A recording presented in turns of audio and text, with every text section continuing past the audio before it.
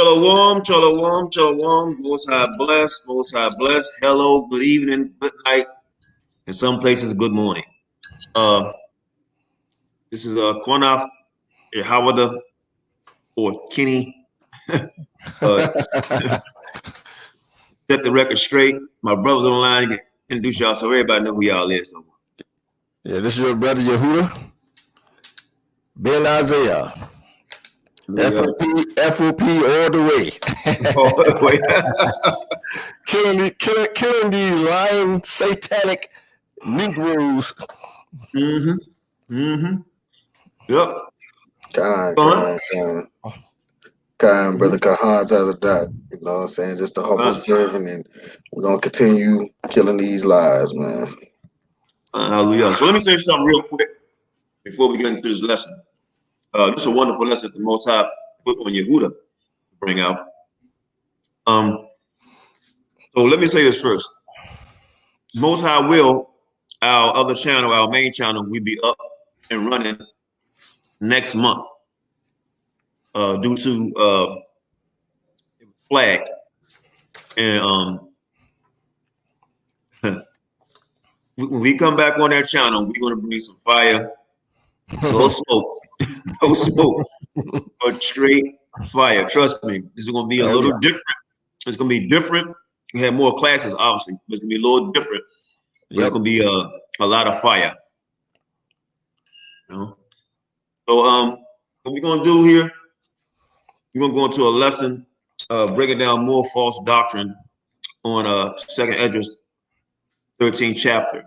You know. Oh, and before we go there, real quick, I want everybody to ponder something. There's something to think about. You know where it says in Matthew, the first should be last, and the last should be first. Many are called, and few are chosen.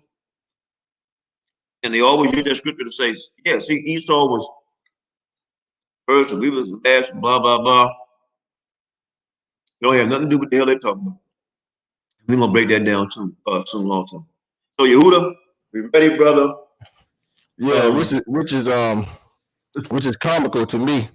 They say that the first shall be last, and then they say that we are above all people on the earth, right? But yet they're telling you and I that Mexicans are our people, and they're short in height. They're short in height, but yet they're supposed to be above all peoples on the earth. Exactly. So what we're doing today, we're going to take our time. We're going into 2nd Esdras, and we're going to give the correct breakdown of 2nd Esdras. And as we know, most people, when we read 2nd Esdras, we usually start around verse 38 and verse 39, where it says, and now, brother, behold, what glory, and see the people that coming from the east, right? Or in fact, no, I'm in the wrong chapter. When it says, my bad, when it says, and whereas thou saw that he gathered another peaceable multitude unto himself, those are the 10 tribes. But the question is, who is gathering who? It says that he gathered another peaceable multitude unto himself. See, that's this verse right here is the key right here. Verse 39. Go ahead, Qanath. No, I mean, when you read that verse 39, let me get to it. Was it 39? Yes. Yeah. When you read that verse, it says, and those are the 10 tribes. So Christ spoke to the 10 tribes. Idiots. Exactly. So I don't. It's just the warped thinking. I couldn't believe that the Most High just blinded them. So I couldn't believe now. Exactly. Because the very next verse 40, it says, those are the 10 tribes.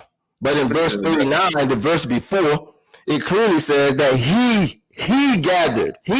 Somebody's gathering somebody. So what we're going to do, we're going to get the correct context dealing with 2nd Esdras. So what we're going to do, we're going to go to 2nd Esdras, chapter 13, and we're going to start reading at verse 1. So, Kahan, are you ready? Read verse 1. Con. This is the book of 2nd Esdras, chapter 13, and verse 1. Yes, sir. And it came to pass after 7 days, I dreamed a dream by night, and lo, there arose a wind from the sea, that it moved all the waves thereof. Okay, stop right there. Stop right there. So it says in verse 2, there arose a wind from the sea. Right? Now Christ is the wind. The sea symbolizes the people. Again, Christ is the wind. The sea or ocean symbolizes the people. Christ is from the sea. Okay? And the wind, and he's also the wind that controls the sea currents. That is what we call biblical poetry metaphor. Again, biblical poetry metaphor. That's what it's called, right? So it says that Christ, he was the wind that came from the sea. The sea represents the people. It symbolizes the people, the ocean. Christ is the wind that controls the sea currents, which is the people. Let's go to the book of Isaiah. So we're going to go back and forth into the Bible, the KJV Masoretic, and back into the 2nd Esdras. Let's go to the book of Isaiah, chapter 57, because we're going to show that when it says in verse 39 that he gathered another peaceable multitude unto himself, this is speaking about none other than Christ himself. So let's go to Isaiah 57. When you get to Isaiah 57, Kahan, read verse 20. Isaiah 57 and verse 20. Isaiah chapter 57 and verse 20. But the wicked are like the troubled sea. Stop right there. The wicked are like the troubled who? The troubled sea. Let me read verse 2 of 2nd Esdras. And lo, there arose a wind from the sea. The sea symbolizes the people, folks. This is what you call the biblical poetry metaphor. Continue, Kahan. When it cannot rest, whose waters cast up mire and dirt. Whose waters cast up mire and dirt. So it says one more time, but the wicked are like the troubled sea. Keep that in mind. The sea symbolizes the people. Okay, let's go to Psalms 110. Let's see what King David says in Psalms 110. When you get to Psalms 110, read verse 1.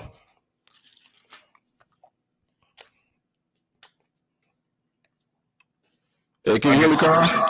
Psalms 110 and 1. The Lord said unto my Lord, sit thou at my right hand until I make thine enemies thy footstool. Thy footstool, right? There's a reason why I went there. Let's go back to 2nd Esdras. 2nd Esdras. And keep your spot right there, Kahan, in Psalms 110. Let's go to 2nd Esdras. Let's go back. Let's read the next verse, verse 3. So we just read, it says that, and lo, now keep in mind, Esdras is seeing a vision. He's seeing this vision, but he's not quite clear what he's seeing. But soon the angel of the Lord is going to explain to Esdras what he saw. So one more time, he says, lo, there arose a wind from the sea. Christ symbolizes the wind that moved all the waves. Christ moved the waves, the peoples, which represents the ocean, the waters. Okay, read verse 3. Verse 3. And I beheld, and lo, that man waxed strong with the thousands of heaven. And when he turned his countenance to look, all the things trembled that were seen under him.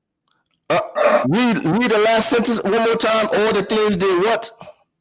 All the things trembled that were seen under him. All the things trembled that were seen under him, under Christ, because it says that he is the wind that came from the what? The sea. And again, the sea symbolizes the people. Now let's go back to 110. Read verse 1 one more time. Psalms 110. Psalms 110. You got it, Elder. The Lord said unto my Lord, sit thou at my right hand until I make thy enemy thy footstool. Thy footstool, just as we just read right here in verse 3 and saw in our 2 Esdras, the 13th chapter. It says, and all things trembled that were under his feet, or under him, meaning Christ, because he's the wind that came from the people. He came from the sea. Read verse 4, 2 Esdras 13, verse 4. This is 2 Esdras chapter 13 and verse Because 4. we're going to break this thing down correctly, verse by verse. We're not going to go all the way to verse 39 and read verse 40 and 39 and then come to a conclusion that is talking about the 10 tribes migrating to the Americas. No, we're going to get the correct context, and we're going to go through each verse, or just about almost each verse in 2 Esdras, the 13th chapter. Right? So read yes, go ahead. Read verse 4. And whensoever the voice went out of his mouth, all they burned that heard his voice, like as the earth faileth when it feeleth the fire. It says that whenever the voice went out of his mouth, meaning this Christ, who was the wind that came from the who people? The peoples. The people symbolizes who, Khan? The sea. The sea. It says what? It says the voice went out of his mouth, and all that burned that heard his voice. They burned when they heard his voice, because Christ's voice was like fire. This is what you call a Bible poetry metaphor. It was like his voice was that powerful, right? So it says, and all they burned that heard his voice, like the earth filled when it filled the fire. Now go to Psalms 18. Let's go back to Psalms 18. Psalms 110. So Psalms chapter 18. Because like I said, what we're going to do, we're going to go back and forth, back and forth. We're going to prove everything we say in the KJV Masoretic.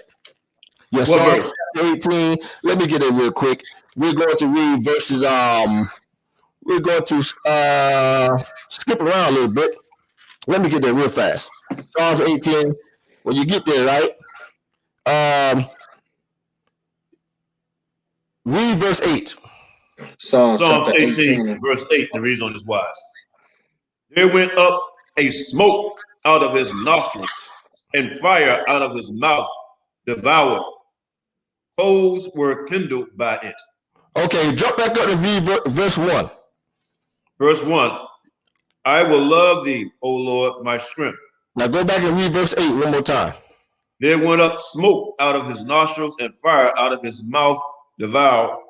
Coals were kindled by it. You see that? Mm-hmm. Just as we just read in 2 Esdras verse 4. What it says one more time, Kahan, verse 4. It's all they burned that heard his voice, right? Yep. Because that's how powerful Christ's voice was. He destroyed the wicked with his voice, with whatever he spoke.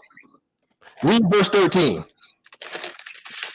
Verse 13 of the in fact, read verse 10. Start at 10 and we're gonna go to 10 through 13. 2nd Esdras 10. No, Psalms. I'm sorry, the book of Psalms. The book of Psalms 18, verse 10. Verse 10. Okay. Mm-hmm. No, go ahead, quick one. Okay, cool. And he rode upon the cherub and did fly. Yea, he did fly upon the wings of the wind. He made darkness his secret place. His pavilion round about him were dark waters and thick clouds of the sky. Right. Verse 12. At the brightness that was before him, his thick clouds passed, hailstones and coals of fire. Right. Verse 13. Verse 13. The Lord also thundered in the heavens, and the highest gave his voice, hailstones and coals of fire. It says in verse 13, the Lord also thundered in heaven, right? And the highest, which is God, his Father, right, gave his voice, or gave him his voice, and hailstones of coals of fire. That's why when you go back to verse 4, it says that when he filled the fire, all they burned that heard his voice, because this is Christ that came from the sea, which is the peoples. Now go back to 2 Esdras and read verse 5. Second Esdras chapter 13 and verse 5. And after this I beheld, and lo, there was gathered together a multitude of men out of number from the four winds of the heaven to subdue the man that came out of the sea. There was gathered. They said it was gathered. What? Gathered together a multitude of men out of number from the four winds of the heaven to subdue the man that came out of the sea. It says that there was gathered a great multitude of men. Right? Right. You hear some noise about you hear some noise? No, I heard something like a lion roaring. Yeah, it's something going on here with my hold on for a second. Hold on for a quick second. Yeah, and I see Job Issachar is on in the comment section. Yeah, I see him. Yeah. Waiting for Job to show us some pictures of he put Egypt on the walls looking like him. Yeah.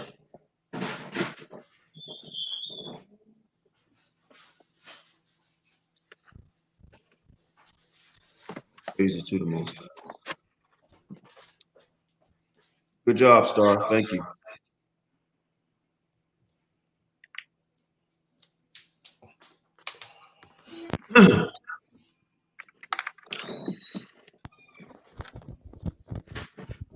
Shalom. Can you hear me now?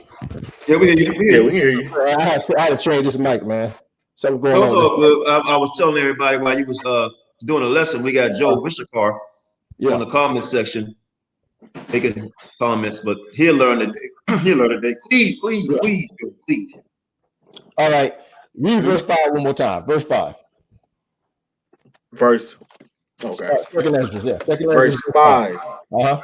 And after this I beheld, and lo, there was gathered together a multitude of men out of the number from the four winds of the heaven to subdue the man that came out of the sea. You see that? It said that was gathered a multitude of men that came together to subdue the man that came out of the sea. Meaning to subdue Christ. But the question is, who are these people gathered together to subdue this man, Christ, that came from the sea? These are the people who rejected Christ, like the Pharisees or the Jews. These are the people that came to subdue the man. This multitude, keep in mind, there was two multitudes of people during the time of Christ. You had the multitude that did not believe on him, and then you had the multitude that believed on him. And pretty soon, you're going to see that the multitude that believed on him are those that return, when it says in verse 39, right? Those multitudes, it says, and whereas thou saw that we gather another peaceable multitude, those are the 10 tribes.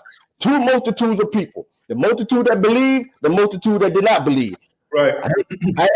One more, read verse 5, one more time. Then we're going to go to the KJV. One more time. Verse 5.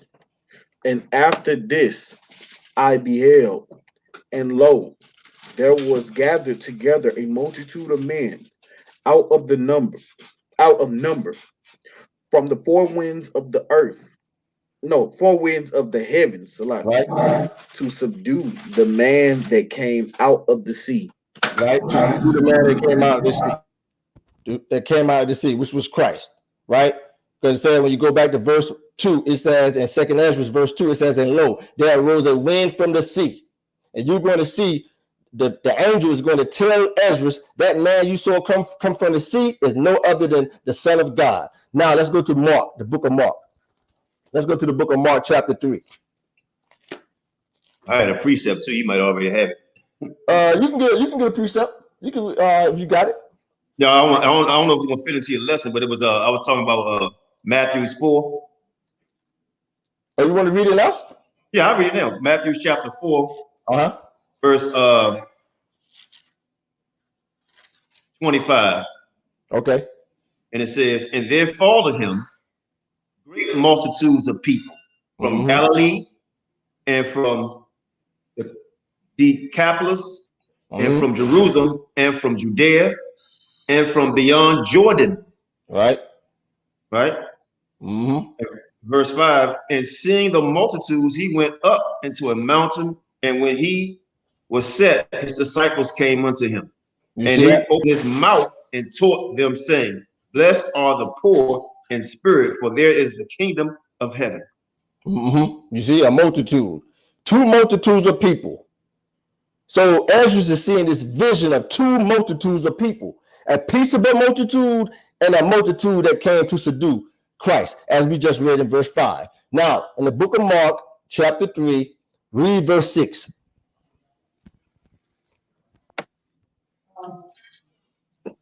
Con, you said Mark chapter 3 and verse 6, right? Verse 6.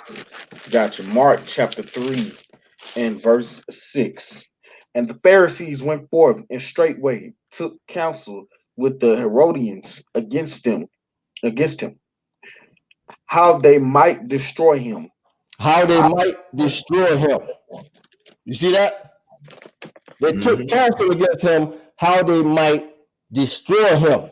This is the multitude that came to subdue this man that came from out of the sea in verse 5. Two multitudes of people. We're going to show you as we continue. Let's go back to 2 Esdras, read verse 6. 2 Esdras chapter 13 and verse 6. But I beheld, and lo, he had graved himself a great mountain. Stop right there. Stop right there. It says, for some reason, whenever I speak, I hate to know it. So you It's like a lion, but that's all right, though. It's a lion. Let it go. Yeah. It sounds like a lion, man. I'm serious. Right. Every time the hungry finish reading something, roar, like a lion. That's my mic. That's That's good. your mic? That's good. That's good. I'm a roar today. Let's get it. Roar like a lion of Judah today, boy.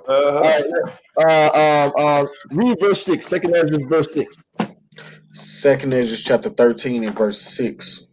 But I beheld, and lo, had graved himself a great mountain. Stop right there. He graved himself a great mountain.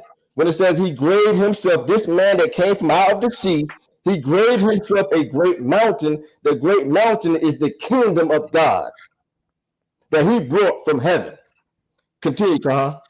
And flew up upon it. And he flew up upon it. Christ flew up upon his great mountain. The same man in verse 2 that came from out of the sea. The sea symbolizes who, Qanath? Who the sea symbolizes? The people. The people. Go ahead, Qanath. Yeah, I want to go back. I'm going to read that again. I got to go back to Matthew's again. Chapter 4. And there followed him great multitudes of people from Galilee and from Decapolis and from Jerusalem and from Jordan, from Judea and from beyond Jordan. Verse 5, seeing the multitude, he went up into a mountain, and when he saw it, his disciples came unto him. And verse 2, it says, and he opened his mouth and taught them, saying, just like you just read in the mountain, he said, blessed are the poor in spirit, for there is the kingdom of heaven. You see that? Because Christ came, he brought the kingdom to earth. He told the Jews, he said, behold, he said, the kingdom of heaven is suddenly upon you. You see, but these clowns are so carnal minded, they can't see the gospel. They can't see what Christ did. That he brought even the Jews in his time, right? They cannot see and understand that he brought the kingdom of heaven to earth. Now, let's go. Go ahead, Qanath.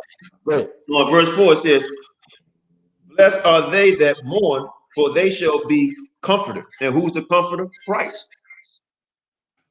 Thank you. You know, so that's what it's all the second Esdras is talking about Christ and how he taught the people. But go ahead. Thank you. Exactly. So the quick recap: Christ came from the sea, the people. They came to subdue him. This multitude. Keep in mind, there's two multitudes of people. We haven't got to the peaceable multitude yet. This multitude of people that came to subdue him, they did not believe on him. Now, and then it says one more time, it said that he graved himself a mountain. The mountain represents the kingdom of heaven, right? So with that being said, now let's go back into the book of Mark. So hold your spot right there in verse 6 in Esdras. Let's go back inside the book of Mark. Let's go to Mark 1, chapter 1. We're going to read verses 14 through 15. 14 and 15. Mark chapter 1 and Uh-huh. verse 14. Now, after that John was put in prison, Yahushua came into Galilee, Right. preaching the gospel of the kingdom of God. No, he wasn't. No, he wasn't. He was preaching the laws of Moses. No, that's a lie, man. That's a lie. Preaching the gospel of the kingdom of God. Not right there. Let me go back and read verse 6. Verse 5. No, verse 6. But I beheld, and lo, he graved himself a great mountain. The mountain represents the kingdom. Read verse 15. Verse 13. No, 15. And 15. And saying, the time is fulfilled, and the kingdom of God is at hand. Repent ye and believe the gospel. The kingdom of God is at hand. Repent ye and believe the gospel. So now when we go back to 2Esdras in verse 6, one more time it says, and lo, and behold, and he graved himself a mountain and flew upon it. The mountain symbolizes his kingdom. That's what it symbolizes. Read verse 7. 2Esdras verse 7. 2Esdras chapter 13 and verse 7. But I would have seen the region or place whereout the hill was graven, and I could not. You see that? Here, Esdras is thinking a physical mountain. Because remember, Esdras is not really sure of this vision that he's seeing, because soon the angel is going to explain to him what he saw. So Esdras is thinking a physical mountain, not people. Now keep in mind that the mountain represents Christ's kingdom and all his saints. Okay, that became part of his kingdom, which is the mountain. Let's go to the book of Luke. The book of Luke. Let's go to it. Book of Luke, chapter 17. Matthew, Mark, let's go. 17. And when you get the book of Luke 17, read verses 20 and 21. Let me go turn one page over. Hallelujah. Luke chapter 17 and verse what? 20 and 21. Luke chapter 17 and verse 20. And when he was demanded of the Pharisees, when the kingdom of God should come, he answered them and said, the kingdom of God cometh not with observation. 21. Neither shall they say, lo here or lo there, for behold, the kingdom of God is within you. The kingdom of God is within you. Let's go back to 2Esdras verse 6. One more time. It says he graved himself a mountain. The mountain symbolizes the kingdom. Verse 7, it says one more time, that I would have seen that region or place whereabout the hill was graven. Now keep in mind in 2Esdras, it said they went to a further what? Country in the same what? Qanath? Region. Same region. So right here, Esdras is not quite sure what he's seeing right now. He's not quite sure. Read verse 8 in 2Esdras. Verse 8 in 2Esdras. Let me get it. I got it. 2Esdras chapter. Oh, okay, cool. I got it. And after this I beheld, and lo, all they which were gathered together to subdue him were sore afraid, and yet durst fight. You see that? It says that this multitude, keep in mind one more time, I hate to keep repeating myself. Your brother Yehuda used to be a teacher. That's why I teach this way. It says that this multitude that came to subdue him, it said that there was word of Christ. It says, go ahead, one more time. What verse is that again? Verse 8. Verse 8, it says, and after this I beheld, and lo, all they which were gathered together to subdue him were so afraid, and yet durst fight. They was afraid of him and did not fight. Now let's see if this matches up with the KJV Masoretic. Let's go to the book of Matthew. It said that this multitude, this first multitude, which is this wicked multitude that gathered to subdue him, that did not believe on him, they said they was afraid of him. Let's go to the book of Matthew. Matthew chapter 21. Let me get there real quick. Yeah, we're going to Matthew 21. When you get to Matthew 21, we're going to read verses 45 and 46. All right. Matthew chapter 21 and verse 45. And when the chief priests and the Pharisees had heard his parables, they perceived that he spake of them. But when they sought to lay hands on him, they feared the multitude because they took him for a prophet. You see that? Yeah. See that? Now go back to verse 8. Read verse 8 one more time. Verse All 8, right. and after this I beheld, and lo, all they which were gathered together to subdue him were so afraid, and yet durst fight. And Kahan, read verse 46 one more time in the book of Matthew 21, verse 46 one more time. 46. This is Matthew chapter 21 and verse 46. But when they sought to lay hands on him, they feared the multitude because they took him for a prophet. You see that? So far, you already can see that this is talking about Christ. Yep. That came and this multitude of people, of Jews that did not believe on him, they just tried to fight, but he did not fight. And they was afraid of him. Let's read verse 9 in the second Esdras. The next verse, folks, verse 9. Verse 9. And lo, as he saw the violence of the multitude that came, he neither lifted up his hand, nor held sword, nor any instrument of war. This multitude that came, the first multitude, not the peaceable multitude, the peaceable multitude were the 10 tribes. It's already a wrap. It's over. But we're going to continue.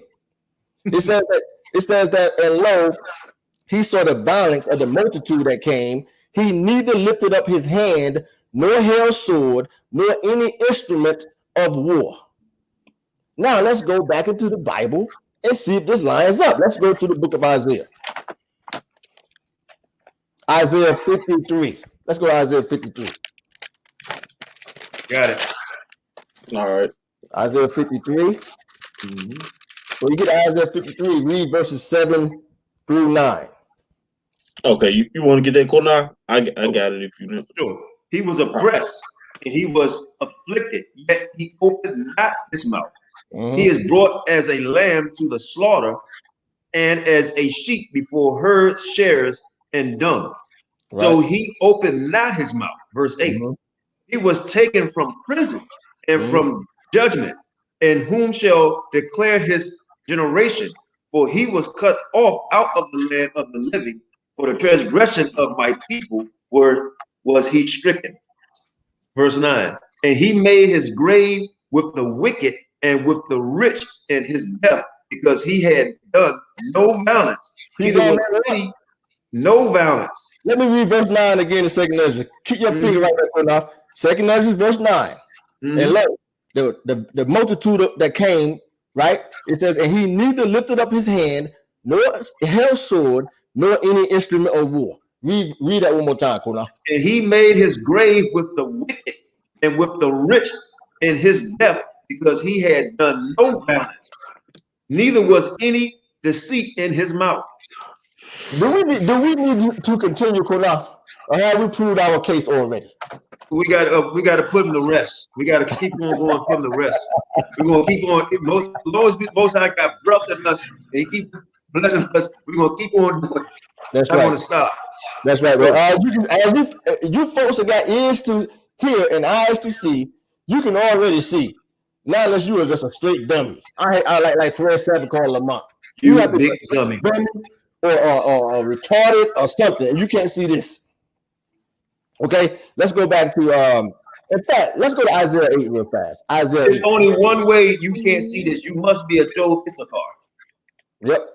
Let's go to Isaiah 8. A Joe Issachar. Isaiah 8? Yes, Isaiah 8.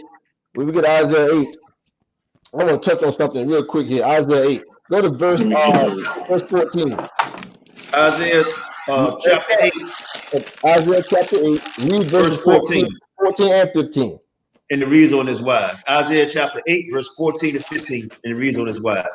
And he shall be for a sanctuary, but for a stone of stumbling and rock, and for a rock of offense to both the house of Israel for a gin, and for a snare to the inhabitants of Jerusalem. And many among them shall stumble and fall, and be broken, and be snared, and be taken. And be taken into captivity. But it says in verse 14, this is talking about Christ, that he is a stone, a stumbling block. It says to both what? Both what, Qanath? It says, and many among them shall stumble and fall, and be broken, and be snared, and be taken. And be taken to captivity. But I'm saying in verse 14, when it says that Christ will be a stumbling block, it says, and a rock of offense, it says to both who? Both what? Both the house of Israel houses denied Christ. They was both in the region, both houses, the northern kingdom and the southern kingdom. Both houses denied him. Both houses was among the multitude. Let me read it slowly. Both the houses, Houses, both the houses of Israel. Both houses. In verse 15, it said they would be taken to captivity, and Isaiah prophesied correctly. They did go into captivity, but both houses came to subdue that man in 2 Esdras that came out of the waters. There was a peaceable multitude also that he gathered. Two multitudes. You had the multitude that came to subdue him, and then you had the multitude, the peaceable multitude that believed on him. Let's go back inside. In fact, one more. Let's go to the book of Mark. One more. Go to Mark 14. Then we're going back in 2 Esdras. You said Mark 14. Mark chapter 14. And we're going to read verse 60 and 61. 60 and 61. Let me get it. Mark chapter 14, verse 60 and 61. Gotcha. Hold real quick, because when you go back to 2 Esdras, it says that Christ did not do what? He did not fight. Right? It says right here in verse 8. And after this, I beheld alone all that came to subdue the man, Christ, right? They were afraid of him. But it says in verse 9, and lo, he said about us in the multitude, he neither lifted up his hand, nor sword, nor instrument of war. Go ahead, you can read. You want 60 and 61 of Mark 15, right? Mark 14. 14, gotcha. But he held his peace and answered nothing. Again, the high priest asked him, and he said unto him, art thou the Christ, the Son of the Blessed? And Yahawashi said, I am. And ye shall see the Son of Man sitting on the right hand of power and coming into the clouds of heaven. You see that? All right, what are we going to do now? My lion roaring again, Qanath? Yep. Sir. Let's go back to 2 Esdras. Let's go back to 2 Esdras. We're going to pick back up now, verse 10. Verse 10. Yep. The next 2 Esdras chapter 13 and verse 10. But only I saw that he sent out of his mouth as it had been a blast of fire, and out of his lips a flaming breath, and out of his tongue he cast out sparks and tempest. So I'm sorry, I had dropped my what's the call it? So it says one more time, out of his mouth had been a blast of fire, right? Now remember, Ezra seen the vision. He sent out of his mouth a blast of fire, out of his lips a flaming breath, out of his tongue sparks. Now they were all mixed together, he said, meaning there was powerful words, right? It says one more time here. It says, and then it says, and out of his tongue he cast out sparks of tempest, right? So basically, fell with violence upon the multitude. Christ's words fell with violence upon the multitude that came to subdue him, who was prepared to fight, which were the Pharisees and the Jews, right? And he burned them all with his words. He burned them all. Right? In fact, real quick, read verse 38. Verse 38 in 2 Esdras. 2 Esdras chapter 13 and verse, you said 38? Yeah, let's read verse 38 real fast. Verse 38. And shall lay before them their evil thoughts and their torments wherewith they shall begin to be tormented, Right. which are like unto a flame, and he shall destroy them without labor by the law, See which that? is like unto fire. Right. You see, Christ is going to torment them with his words.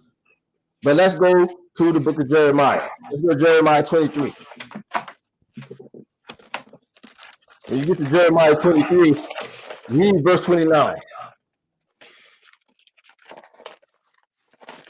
All right, Jeremiah 23 and 29. Let me get that real quick. Yeah, Jeremiah 23 and 29. This is the book of Jeremiah, chapter 23 and verse 29. Is not my word like as a fire, saith the Lord, and like a hammer that breaketh the rock in pieces? You see that? Now let's go back to second Esdras. They got the line, you know. Let's go back to second Esdras and read verse 11. Second Esdras. Look what it says about Christ's word, his word. Verse 11.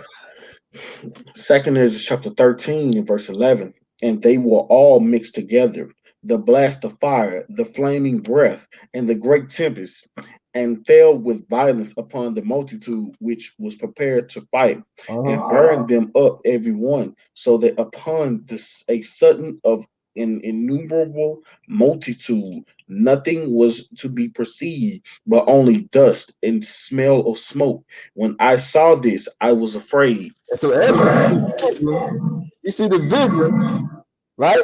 Of Christ slaying these people with the words coming from his mouth. And it said they were all mixed together, powerful words that he used to slay the wicked. Because when we jump back to verse 9, read the last sentence in verse 9. It says that I read it. It says it says that he lifted not his hand, nor he held sword, nor any instrument of war. So he did not get physical. So when you jump to verse 11, it's talking about his words. His word will destroy the wicked, slay the wicked.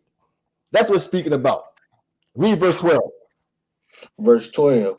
Yes. Afterward, I saw the same man come down from the mountain and call unto him another peaceable multitude. He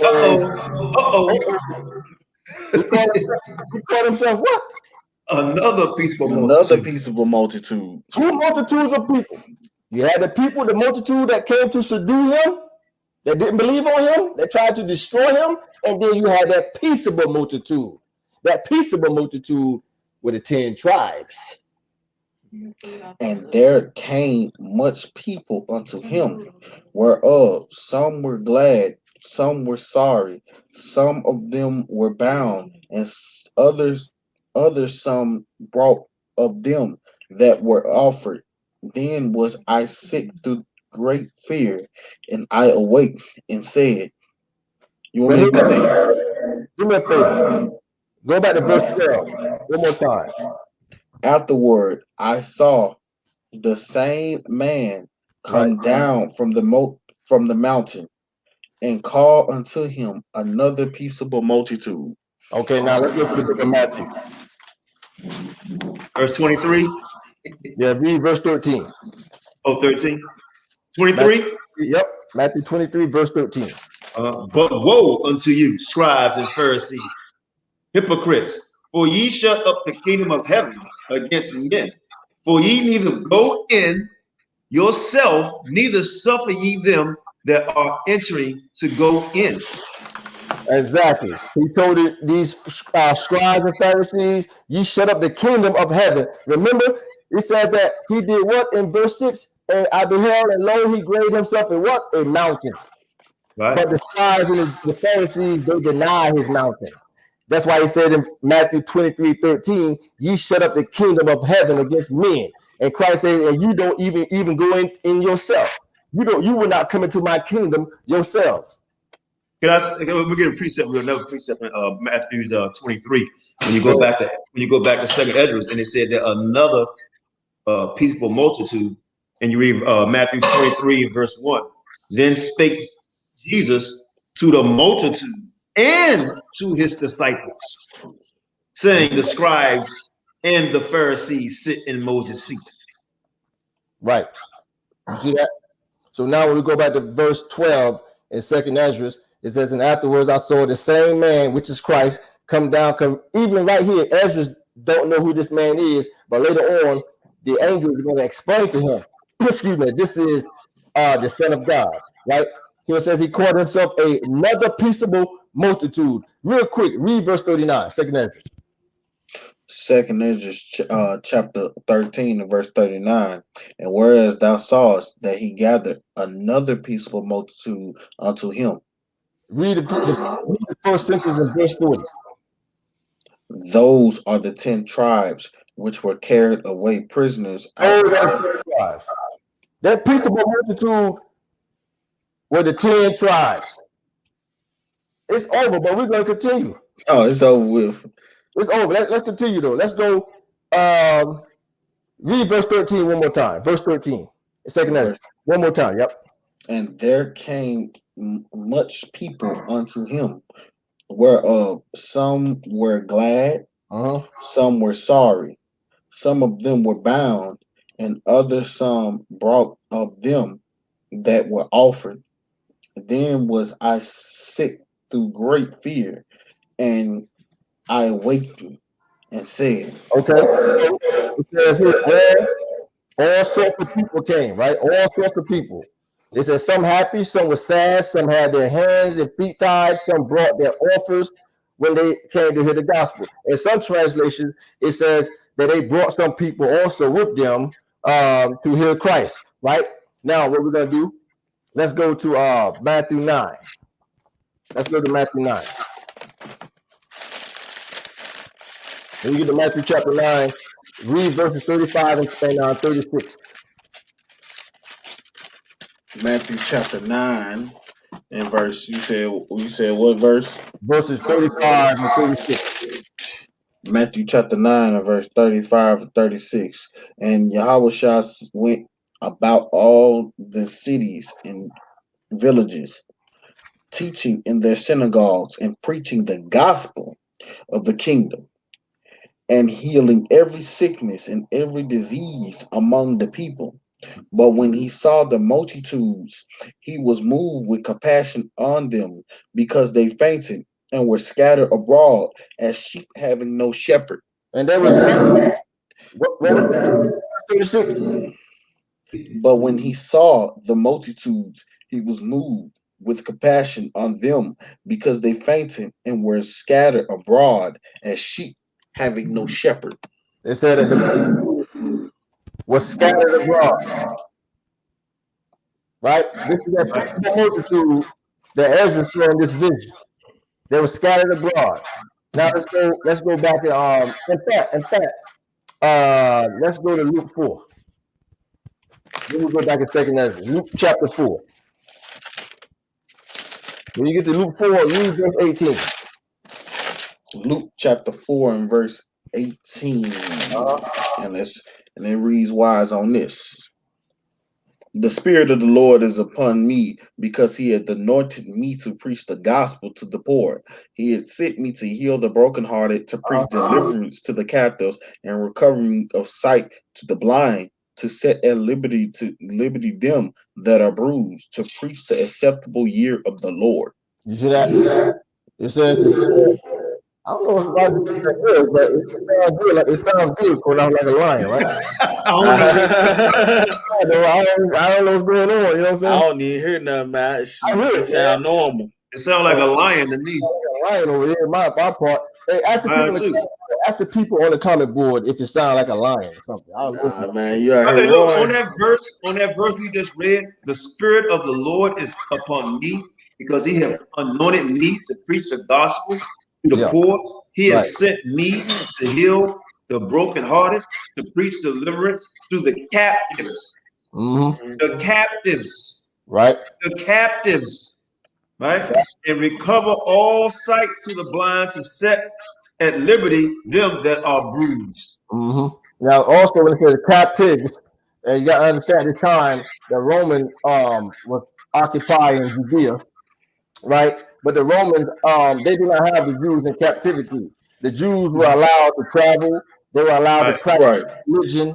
They were allowed to practice their religion, etc. The only thing that the Romans required of the Jews for them that they pay their taxes. Right. So when it says he came to set at liberty of them that was captives, because he was talking about all those laws of Moses that the Jews was trying, or the Pharisees was trying to make the people keep, and which they could not keep.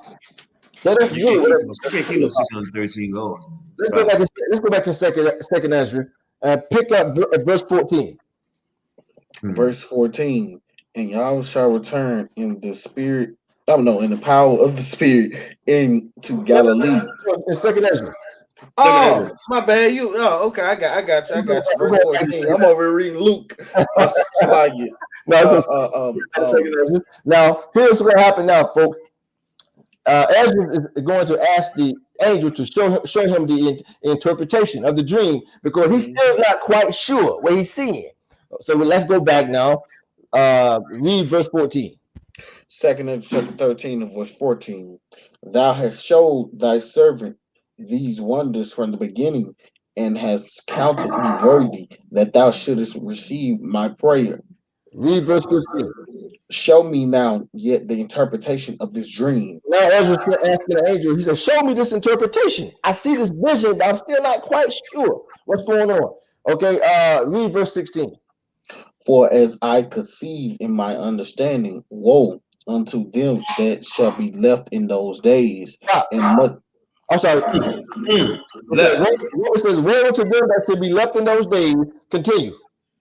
And much more woe unto them that are not left behind. Now we're going to read it slow. One more time. We're going to read it real slow. Read verse 16 real slow. For as I conceive in mine understanding, woe unto them that shall be left in those days. Stop right there. Woe unto them that should be left behind in those days. Now, it said the 10 tribes went to a further country, right, Qanath? Right, verse 48, yep. Now, we're going to see what direction they went in. Let's go now. Let's go to verse 47, second Esdras. The highest shall stay the springs of the stream again, and they may go through. Therefore, soweth thou the multitude with peace. Right now, read verse 48. Now we're about to see what direction they went into, because we just read in verse 16, right?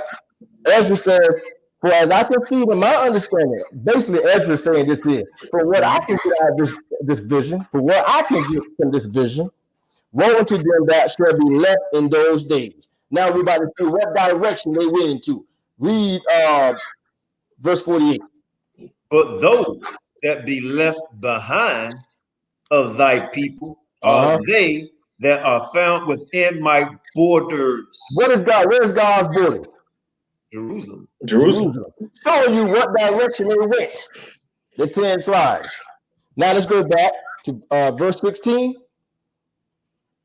Read, I read it one more time. For as I can see in my understanding, woe unto them that shall be left behind in those days, right? Then it says, and much more woe. Why it says much more woe unto them that are not left behind? Because when the 10 tribes migrated, many of them stayed behind in that region of Jerusalem. But God said, much more woe unto them that are not left behind, that went further into Africa. Let's prove it. Let's go to the book of Judith. This is the step right here. Let's go to the book of Judith. Judith? Yeah, Judith, yep. We're going to the book of Judith, and we're going to go to, let me get there. We're going to chapter 4. What you want, Judith? What? We're going to book of Judith, chapter 4. So we just read, it says, woe to them that be left behind, right? In Jerusalem, and much more woe to them that are not left behind, right? That's what we just read. Now, this is the book of Judith, folks. Write these verses down. The book of Judith, chapter 4. Start at verse 1. Judah chapter 4 and verse 1. Now the children of Israel that dwelt in Judea heard all that Holofernes, the chief captain of Nebuchadnezzar, the king of the Assyrians, had done to the nations, and after what manner he had spoiled all their temples and brought them to naught.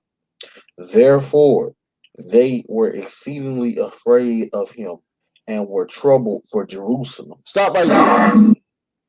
Stop right there. So it says that now remember, Holofernes is the guy who Judah cut his head off, right? This is the same guy that he was a captain of Nebuchadnezzar, right? So Right. it says that one more time, and now the children of Israel that dwelt in Judea, they heard that Holofernes, the chief captain of Nebuchadnezzar, king of the Assyrians, because Nebuchadnezzar was called king of the Assyrians and king of Babylon. Yep. And then it says right here, and done to the nation. So the Israelites heard what he done. Then it says, and after what manner he has spoiled all their temples and brought them to naught. Read verse 2 one more time.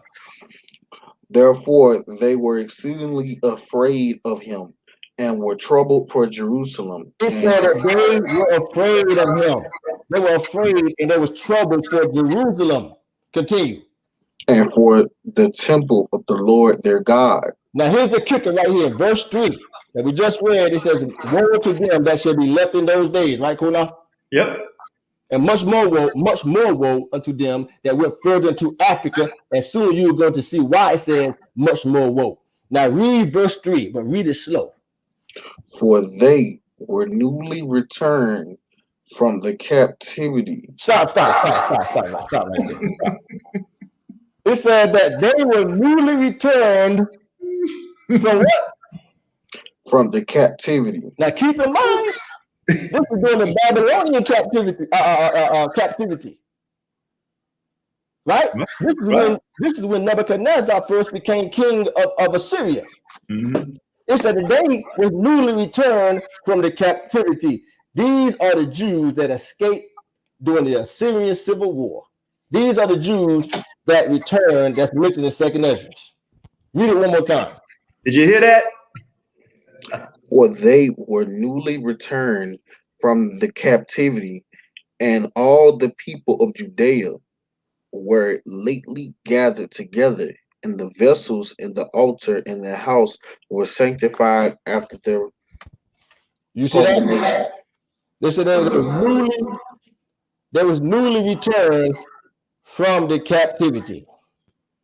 Now let's go to stay in the book of Judith, chapter the same chapter 5. Let's go to chapter 5. Judith chapter 5. When you get to chapter 5, we're going to read verses 18 and 19. Judith chapter 5. In fact, before you start reading, right? We're not going to read everything. What's going on here? Holofernes, right? Holofernes is asking. He's asking one of the men of the I think it was the Amorites, Ammon, one of the men of Ammon. He's asking him and saying, give me information about these people. He wants to know about the nation of Israel, right? In fact, I'll start reading verse 7. Read verse 7. Judith chapter 5 and verse 7. And my bad, no, verse 6. I'm sorry, verse 6. Mm-hmm. This people are descended of the Chaldeans. See, Ammon told this captain, Holofernes, this people is descendants of the Chaldeans. Where Abraham came from. Abraham is descendant of the Chaldeans. Continue. And they sojourned heretofore in Mesopotamia, right, because they would not follow the gods of their fathers, which were in the land of Chaldea. For they left the way of their ancestors and worshiped the God of heaven, the God whom they knew. So they cast them out from the face of their gods, and they fled into Mesopotamia and sojourned there many days. Okay, you can stop right there. You can stop. So basically, he continues to give him the history of the Jews, of them coming out of Egypt, how they settled in Canaan, all the wars they went through, etc. Right? And then he tells them that every time they disobeyed God, God had the surrounding nations conquer them. Right? So let's read Verse 18. But when they departed from the way which he appointed them, they were destroyed in many battles, very sore, and were led captives into a land that was not theirs. And the temple of their God were cast to the ground, and their cities were taken by the enemies. Stop right there. So he telling this captain of Ammon, right? He said that they was taken into captivity. Now, mind you, this is during the Babylonian or during the beginning of the Babylonian Empire. He said they was taken to captivity, right? Read verse 19. But now are they returned to their God. But now are they returned to their God. Continue. And are come up from the places where they were scattered. And have possessed Jerusalem, where the sanctuary is. Possess Jerusalem, where the sanctuary is, and are seated in the hill country, for it was desolate. You see that? It said they had come up from the place where they were scattered. And it said they were where? And they had possessed who? Jerusalem. But Jerusalem. They had come up from the place they were scattered. When you go back, let's go back to Judah chapter 4 one more time. One more time, go back to Judah chapter 4 and read verse 2 and 3 one more time. Then we'll go back to 2 Esdras. Judah chapter 4, verse 2. Therefore, they were exceedingly afraid of him and were troubled for Jerusalem and for the temple of the Lord their God. For they were newly returned from the captivity, and all the people of Judea were lately gathered, and the vessels and the altar and the house were sanctified after the profanation. Right. There you go, right there. They was newly returned from the captivity. Now let's go back in 2 Esdras. So hold on, you mean to tell me they came back from America after they got off the ships? They came back over here, right? Back to Jerusalem. Right, exactly. Come on, man. They need to stop it, man. I mean, the game is over already anyway. Now, Yehuda, you also know, like we read whatever other night, in the book of Jeremiah, 25th chapter, it's talking about Nebuchadnezzar in Babylon and all the nations that he had in captivity as servants unto him. Yep, that's right. And Edom was one of those nations. And Edom was one of them. Yep. So Edom was enslaved. You see that? Yeah. So when you go back to 2 Esdras verse 16, it says one more time, and it says, woe unto those that are left behind in those days. Now you know they was left in Jerusalem, and we just showed you in the book of Judith that they returned from the captivity. Yep. Because remember, the Assyrians didn't let them go. Nope. This is during the Babylonian Empire, right? Yep. When the Nebuchadnezzar Empire first sprung up. So those Jews that just returned from the captivity, those were the 10 tribes, because it wasn't to Cyrus, the king of Persia, when God allowed them to leave. I mean, they gave the decree to king of Persia. So when it says when they came, they was newly returned from the captivity, it's talking about those Jews within the 10 tribes. Right? So now, so it says one more time, verse 16, right? Woe unto them that are left behind, and much more woe unto them that are not left behind in those days. Read verse 18. Verse 18 from 2 Esdras. Yes.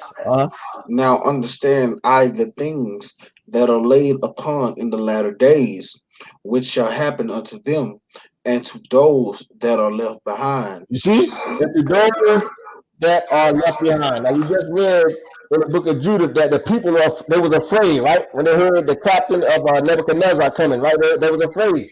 Yep. And they was in Jerusalem. That's why it says much more woe unto them that are left behind in those days. Let's read verse 19. Therefore are they come into great perils and many necessities, like as these dreams declare. Now, when you read this here, in verse 19, when it says they came into great perils, right? That's talking about they was going through trials and tribulation. That's what it's speaking about. They was going through a lot of trouble. It was like, you know what I'm saying? It wasn't even the Jews that migrated. They did not have an easy migration. Read verse 20. Verse 20. Yet it is easier for him that is in danger to come out into these things than to pass away as a cloud out of the world and not to see the things that happen in the last days. Right. And he answered unto me and said, the interpretation of the vision shall I show thee, and I will open unto thee the thing that thou hast required. Verse 22, Right. whereas thou hast spoken of them that are left behind. This is the interpretation. All right, stop right there. So the angel now is telling Ezra, he says, whereas thou hast spoken of them that are left behind. So when you go back again to verse 16, it says, woe unto them that shall be left behind. Meaning in Jerusalem, let's talk about in Jerusalem, as I just showed you.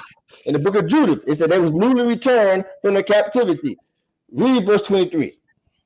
And he shall endure the peril in that time. Meaning this is, he shall endure the tribulation in that time.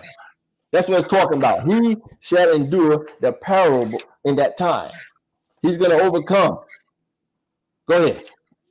He that shall endure the peril in that time hath kept himself, that they be fallen into danger as such as have works and faith towards the Almighty.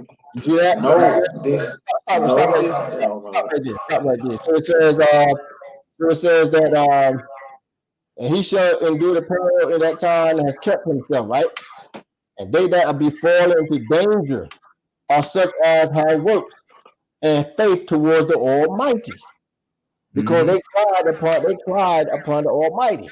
And right, in fact, let's go to Judas. Go back to Judas 4 and read verse 9. All right, let me get it. They cried out to God, even though they was going through things. They cried out to the Most High.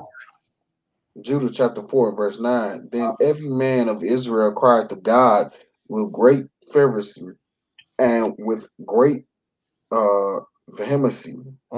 Did they humble their souls?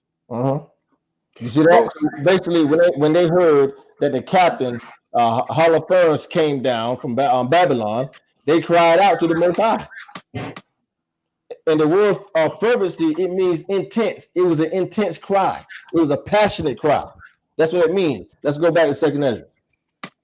Read verse 24. Verse 24. Know this therefore, that they which be left behind are more blessed than they that be dead. You see that? Because those that be left behind, they came out of the trials and tribulations. But those, it says that they are more blessed than those that are dead, because many of the Jews that migrated into Africa, they suffered and they went through a lot of things, right? And many of them died along the way. It was not an easy migration. These Negroes act like but they act like the 10 tribes migrated and had an easy migration. And had the money to get the ships. Where the food come from? Where all the other stuff? What account of that? I mean, well, we already proved that they went back to Jerusalem. Exactly. You know what I'm saying? So basically, like I said, when they migrated, they did not have an easy migration. That's why it says here in verse 24, it says, and more blessed than those that were left behind in Jerusalem. It said that they were more blessed than they that are dead, because many died along the way.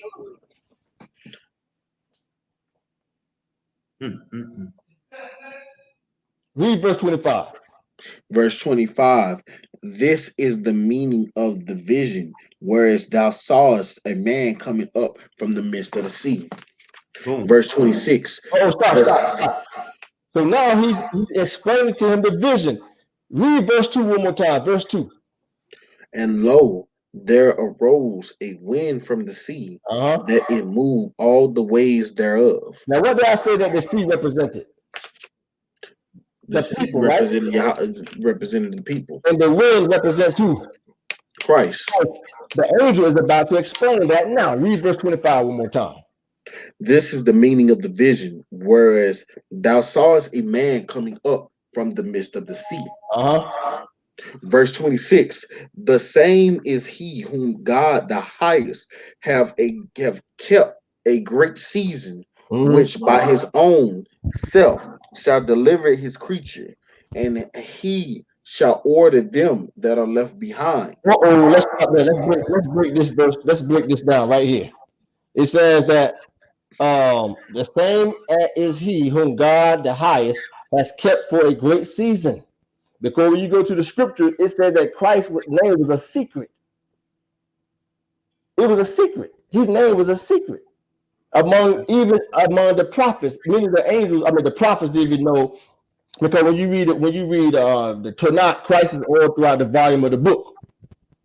That's why it says he was kept a great season, right? Then it says, which by his own self he shall deliver his creature, meaning his people. And then it says, and who shall order them that are who? That are what? That are left behind. Left behind. Mhm. Now it said those that are left behind, do me a favor, read verse 38 and 39. Verse 38 and 39. Yeah. And shall lay before them their evil thoughts and torments, wherewith they shall begin to be tormented, which are like unto a flame, and he shall destroy them without labor by the law, which is like unto them, unto fire. Read verse 40. Verse 40. Those are the 10 tribes which were carried away prisoners out of their own land in the time of Hosea the king, whom Salmanazar the king of Assyria led away captive. Excuse me. And he carried them over the waters. Right. And so came they into another land. Now go back to verse 26. You said 13 what? 26. Go back to verse 26. 26. The same is he whom God the highest have kept in great season, Right. which by his own self shall deliver his creature, and he shall order them that are left behind. Now you know. Those that were left behind were the Jews within the 10 tribes. Mhm. Here we go. Within the 10 tribes. Now when it says his name was a secret, it says one more time, the same as he whom the highest has kept a secret, right? You see that, right? It has kept them a great season, right? Let's go to Genesis real fast. I'm gonna show anybody what this means. Let's What go you want? to Genesis what? 32. Genesis what? 32. And while he's getting that Qanath, do me a favor, Qanath, read verse 26 one more time. 26, and it reads on his wise. The same is he whom the Most High, the highest, have kept a great season, which by his own self shall deliver his creature, and he shall order them that are left behind. Okay, now when it says he has kept him a great season, it's because Christ was in the volume of the book and his name was a secret. I'm gonna show you. It's Genesis 32. This is when Jacob wrestled the angel, right? We're not gonna read all of it, right? But this is when he wrestled the angel. You know the story, right? Okay. Read verse in Genesis 32. Let's start at verse 25. Genesis chapter 32 and verse 25. And when he saw that he prevailed not against him, he touched the hollow of his thigh, and the hollow of Jacob's thigh was out of joint, and he wrestled with him. And he said, let me go, for the day breaketh. And he said, I will not let thee go, except thou bless me. So Verse 27. Jacob said to the angel, I will not let you go unless you bless me. Read verse 27. And he said unto him, what is thy name? And he said, Jacob. And he said, thy name shall be called Jacob no more, but Israel.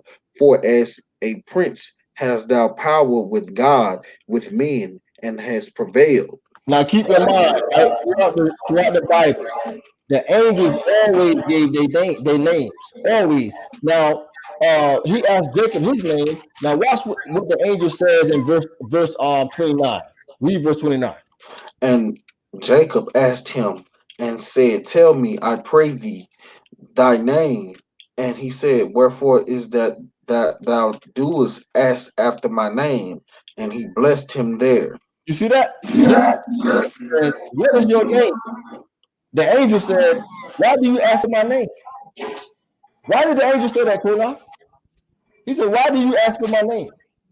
Because this was no other than Christ right here. That's why you go back. Trying to figure out what's going on. Yep. That's why you go back to 2Esdras. It said he kept him a great season. Meaning God kept his son a secret until he revealed him. Let's prove it. One more. Let's go to the book of Judges. All the angels always gave their names. Always. Gabriel, Uriel, Michael. They always told the people who they were and why they were sent.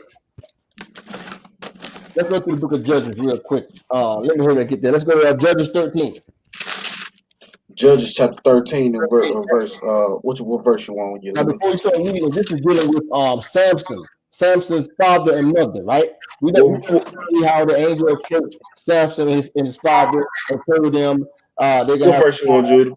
wait. They were gonna have a child, etc. And told him what they said he shall be a Nazarite and shall deliver the Philistines. We're not gonna read all that stuff, but let's read. The angel spoke to Manoah, which was Samson's father, and his mother, right? Now let's start at verse 6. Read verse 6. All right, Judges chapter 13 and verse 6.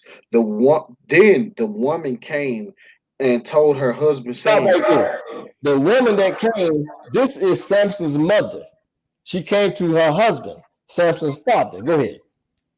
Saying, a man of God came unto me, and his countenance was like the countenance of an angel of God, very terrible. But I asked him not where he was, neither told he me of his name. He needed me. Neither told me of his name. Neither told he me his name. Right. Why the angel will not tell her his name? Because this is no other than Christ. Let's prove it. Let's jump down to verse 7. Read verse 17. Verse 17. And Manoah said unto the angel of the Lord, what is thy name? And when thy sayings come to pass, we may do thee honor. So now I hear that noise again. Samson's father is asking him, what is your name? Look what the angel said to him in verse 18. Read verse 18. And the angel of the Lord said unto him, why askest thou thus after my name, seeing it as is secret? Read it one more time. Verse 18. And the angel of the Lord said unto him, why askest thou thus after my name, seeing it is secret? It is a secret. Why? Because that was no other than the Messiah. That's why we go back. Now let's go back to 2Esdras. That's why we go back to 2Esdras. It says that he, in verse 26, the same is he whom God the highest has kept a great season. Meaning his son, he kept him a secret. I know y'all strong. I know there's a lot of strong people out there, Qanath. Are you still around? Yeah, yeah. He must have stepped off. Read verse 27 in 2Esdras.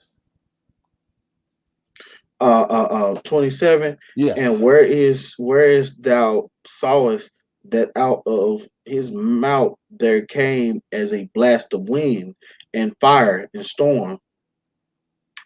Okay. He explained it to Esdras now, this fire that he saw, the vision that he saw, the fire coming out of his mouth. Now he explained to Esdras, what is this fire he's seeing? Go ahead, read verse 28. Verse 28. And that he held neither sword nor any instrument of war, but that the rushing in him destroyed the whole multitude that came to subdue him. This is the interpretation. Go ahead. Behold, the days come when the Most High will begin to deliver them that are upon the earth. Stop right there. Verse 29. The angel is telling Esdras, this is the interpretation. He said, the day is going to come when the Most High is going to deliver them that are upon the earth. Now let's go to verse 48. In fact, no, let's go to see here. Verse 42. Read verse 42. Verse 42, that they might keep their statutes, which they never kept in their own land. Go ahead. Verse 42. And they entered into the Euphrates by the narrow passage of the river. Okay. Read verse 44. For the Most High then showed signs for them, and held still the flood till they were passed over. Okay. Read verse 46. Then dwelled they there until the latter time, and now when they shall begin to come. And now when they shall begin to come. Let's go back to verse 29. It says, when they shall begin to come. This is what the angel is talking, showing him right here in the vision in verse 29. Behold, the days come when the Most High will begin to deliver them that are upon the earth.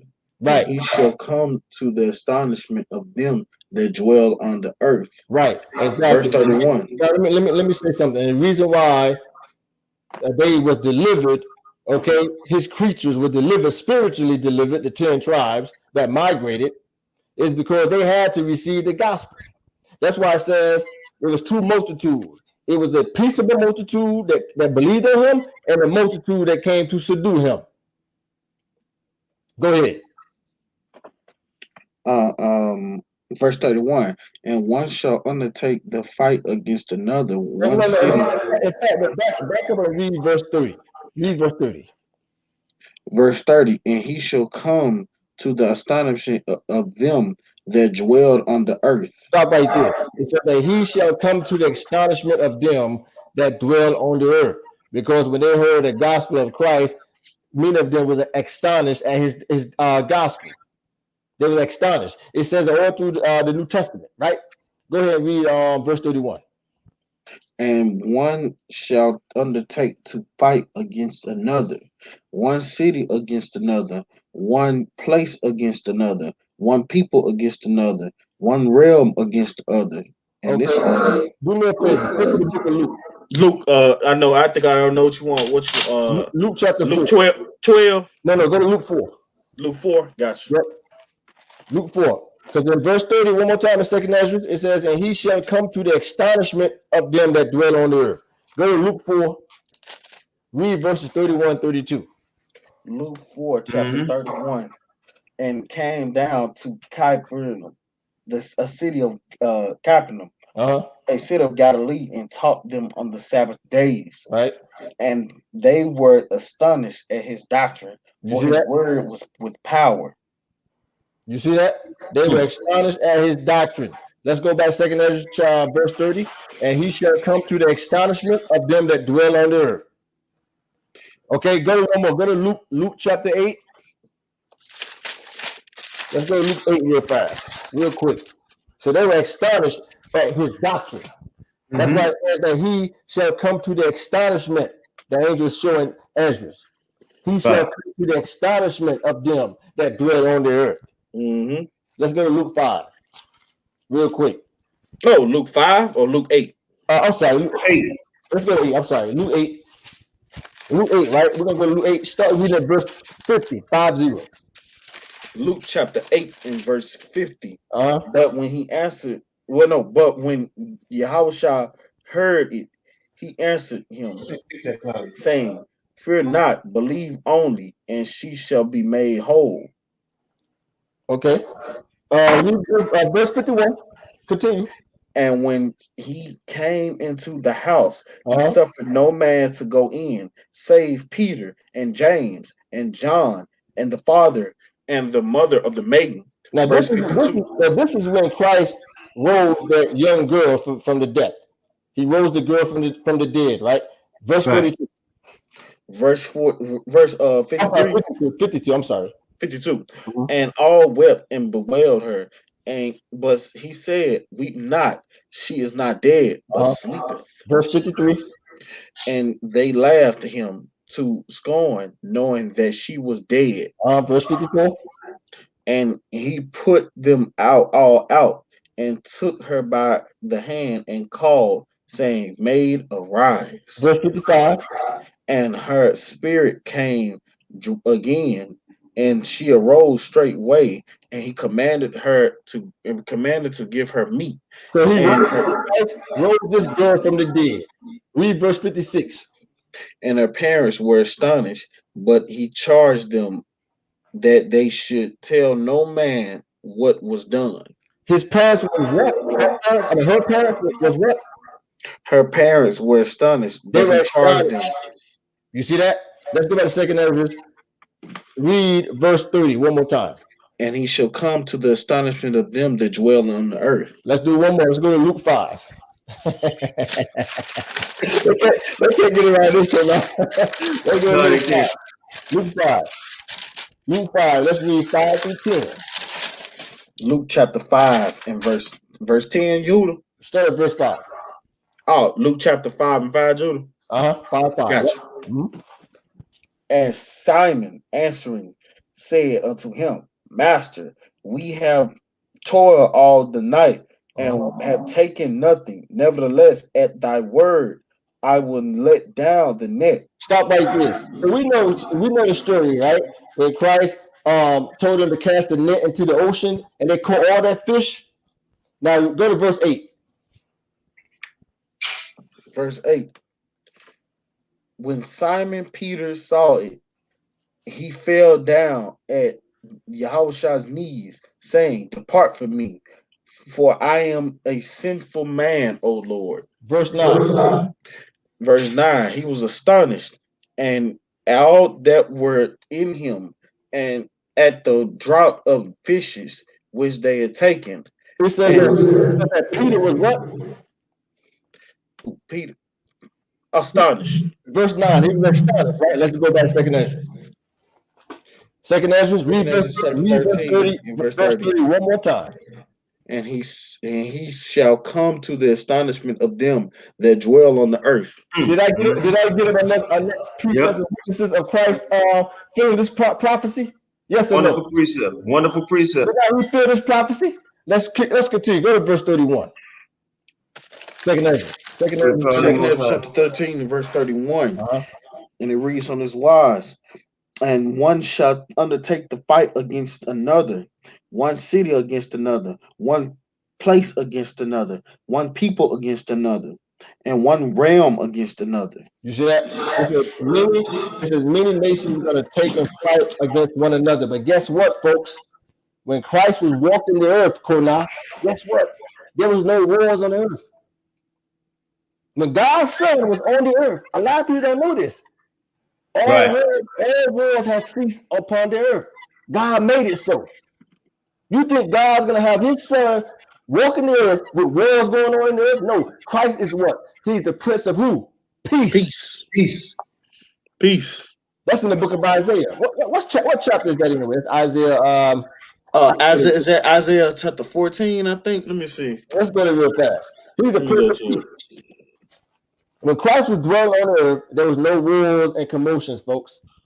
It may have been people bickering about doctrines and stuff like that, but there was peace on the earth when he was walking the earth. This is Isaiah 9 and 6. Read that. All right. He's the Prince of Peace. All right. This is Isaiah chapter 9 and verse 6. For unto us a child is born. A child is born. Go ahead. Unto us a son is given. A son is given. The government shall be upon his shoulder. His name shall be called Wonderful Counselor, the Mighty God, the Everlasting Father, the Prince of Peace. The Prince of Peace. So Isaiah is prophesying what Christ is going to be like when he comes to the earth. So when he was on the earth the first time, there was no wars and commotions because he was the Prince of Peace. God's not going to allow and have wars on the earth while his son is dwelling on the earth. Let's go back. 2Esdras 31. Read it one more time. 2 Esdras chapter 13 and verse 31. And one shall undertake to fight against another, one city against another, one place against another, one people against another, and one realm against another. Right. So what's going on? There's a lot of wars and commotions before Christ came to the earth. Read verse 32. And the time shall be when these things shall come to pass, and the signs shall happen, which I show thee before. And then shall my son be declared, whom thou sawest as a man ascending. Who thou sawest a man ascending. Ascending from where? Go back to verse 2. Verse 2? Yep. Second Ezra verse 2. Oh, okay. And lo, there arose a wind from the sea. That's the man. Stop. You can stop. The wind, that's the man. Christ is that man that came from the sea. Read verse 32 one more time. Verse 32. And the time shall be when these things shall come to pass, and the signs shall happen, which I showed thee before. And then shall my son be declared. My son shall be declared. Right, exactly. My son shall be declared, who you saw, Esdras, in that vision, Esdras, of that man coming from the sea, Esdras. Jump back up, my brother, and read verse 25 one more time. Verse 25. This is the meaning of the vision, whereas thou sawest a man coming up from the midst of the sea. Right. So now we get back to verse 32. He says that this is my son. He said, when all these things happen, wars and commotions go on earth, my son is going to be declared. That's verse 32. Let's go to verse 33. And when all the people hear his voice, every man shall hear their own land leave the battle that have one against another. You hear that, Qanath? Is he still there? Oh, I think so.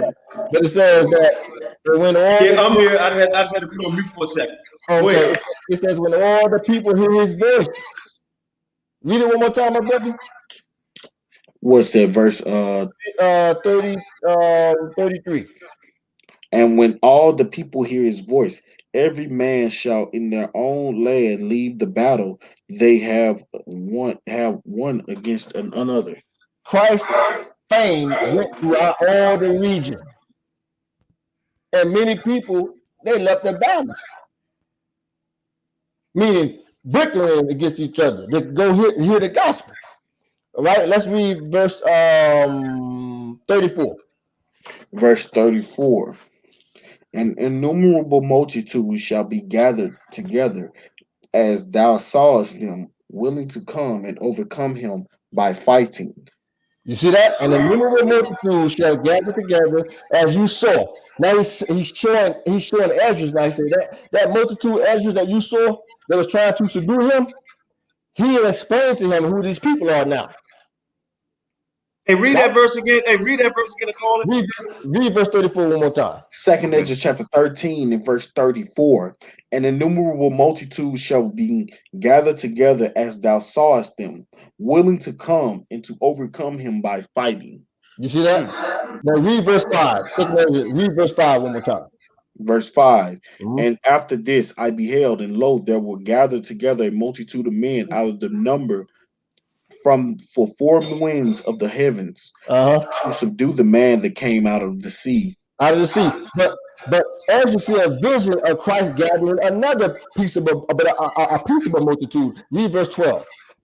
Verse 12. Afterwards I saw the same man come down from the mountain and call unto him another peaceable multitude. Guess what? Another peaceable multitude. Another peaceable multitude. Because there was 2 sets of multitudes in the region. There was the multitude that denied him and they tried to subdue him, and then there was the multitude that believed on him, the peaceable multitude. Right. Now let's go back. Let's read verse 35. Verse 35. But he shall stand upon the top of the Mount Zion. Mount Zion, right? Verse 36. And Zion shall come and shall be showed to all men, being prepared and builded, like as thou sawest the hill graven without hands. You sleeping? You might be gonna take an old man nap, man. Man, I just woke up from a nap, man. But Read 36 one more time, my brother. 36. Verse 36. Yeah. And Zion shall come and shall be showed to all men, being prepared and builded, like as thou sawest the hill graven without hands. Watch this. He said, as you saw this man grave a hill without hands. Why? Because as I showed you, that mountain was what? Christ's kingdom. So he said, you saw this man grave a hill without who? The hill graven without hands. Without hands, meaning Christ graved a mountain, his kingdom, without hands. Let's go to 2 Corinthians. Hold your spot right there. Let's go to 2 Corinthians, right? Oh, okay. Yeah, 2 Corinthians. When you get to 2 Corinthians, let's go to chapter 5. It said that Christ, this man that you saw, Esdras, he graved a hill without hands.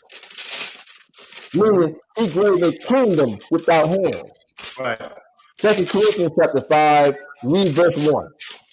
2 Corinthians chapter 5 and verse 1. For we know that if our earthly house is of this tabernacle will dissolve, we have a building of God, and house not made with hands, eternal in the heavens. God damn. There you go, right there. Yep. You see that? Yep. You see that? It's over. Y'all might as well just give it up. Give it up. It's over. Let's continue. Let's go back. Verse 37. Verse 37. And this, my son, shall rebuke the wicked inventions of those nations. Oh, that's good. Which for their wicked life are fallen into the tempest. Stop right there. Stop right there. So it says he's going to rebuke the wicked inventions of those nations. Right? The wicked life fallen into tempest, meaning his storm. Remember, it says that he was the wind that came from the sea. The sea represents the people. He was the wind, that storm that came and swept the people and conquered the people. He moved, listen, he moved all the waves. He moved all the people that there are. That's what he did. Read verse 38. Verse 38. And shall lay before them their evil thoughts and torments, wherewith they shall begin to be tormented, which are like unto a flame. And he shall destroy them without labor by the law, which is like unto fire. You see that? So it says he will destroy them without labor. But it says here, it says, and shall lay before them their evil thoughts. He says their evil thoughts, right? And torments, right? Wherewith they shall begin to be tormented by his fire, his words. But it says he's going to do what? Read it one more time. And verse 38. And he shall destroy them. He shall destroy them without labor by the law. Go back to 38 and read the first sentence. Verse 38. And shall lay before them their evil thoughts and the torments. Stop right there. Stop right there. Their evil thoughts. Let's go to the book of Luke. Luke 11. Let's go to the book of Luke, chapter 11. We getting there. We'll be done soon. No doubt. Take your time. Luke 11. All right, hold on. Let me pull it. It said one more time. We get Luke 11. It says, and they shall lay before them their evil thoughts, right? And the torment for which they shall be tormented. They shall be tormented by the words of the Messiah. Because remember, his words are like fire. Let's go to the book of Luke. The book of Luke, chapter 11. What verse? What verse? I'm gonna get there. When you get that, Get that for now. Read verse 37 through 39. Gotcha. Luke chapter 11, verse 37. 39. Reading live. And as he spake, a certain Pharisees besought him to dine with him, and he went in and sat down to meat. And when the Pharisees saw it, he marveled that he had not first washed before dinner. And the Lord said unto him, now do ye Pharisees make clean the outside of the cup and the platter, but your inward parts is full of raving and wickedness. So Christ just told these Pharisees that you are full of wickedness in the inside. So now when we go back to verse 38, it says, and he, meaning Christ, he shall lay before them their evil thoughts. Yep. He just did it right here. Yep. Their evil thoughts, right? And then it continues to say, it says, wherewith they shall be tormented. Why? How they can be tormented? By his fire. Right? Let's continue. Let me show you, which are like into a flame. Remember, it said his words are going to be like fire. Right. Said, and he shall destroy them without labor. Meaning, he's not going to destroy them physically, because it said Christ did not get physical. That's why he was called the Prince of Peace. Right. He did not lay hands on nobody. It says without labor, but by the law, which is like unto fire, because his words was that powerful. That was the vision. When you go back, it says that Esdras saw the vision of fire coming from this man's mouth. So hold on, that kills that lie, man. That about them camps when they talking about he coming back, he coming with a sword cutting heads off. Because you know Hebrews tell you Yahawashi the saying, Christ he the saying yesterday, Hebrews 13:8 says Christ is saying yesterday, today, and forever. Exactly. So that really kills their lie. Read verse 4. Go back to 2Esdras, read verse 4 one more time. 2Esdras chapter 13 and verse 4. Yeah, one more and time. Whensoever the voice went out of his mouth, all they burned that heard his voice, you see? like as the earth faileth when it feeleth the fire. Right, they were destroyed by his words. Okay, destroyed by his word. That's why it says that he shall destroy them without labor by the law, which is like unto fire. Yep. He destroyed these Pharisees. He put them down with words. Nobody could come against him. Let's read verse 39. Verse 39. And whereas thou sawest that he gathered another peaceable multitude unto him. Go ahead. Keep going.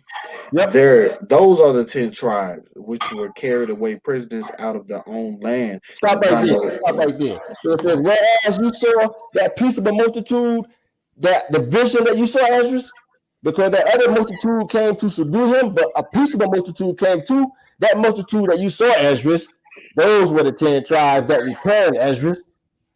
Right. That's why it says, when you go read, it says in verse 48, but those that were left behind, Esdras, of your people, Esdras, are they that are found within our borders, Esdras. That's why we go to the book of Judith. We read in the book of Judith that they did what? They returned from what? They was newly returned from the captivity. Right. During the Babylonian Empire. They was newly returned from the captivity. So it says, whereas you saw Christ gathered another peaceable multitude, those are the 10 tribes. Let's go to the book of Matthew.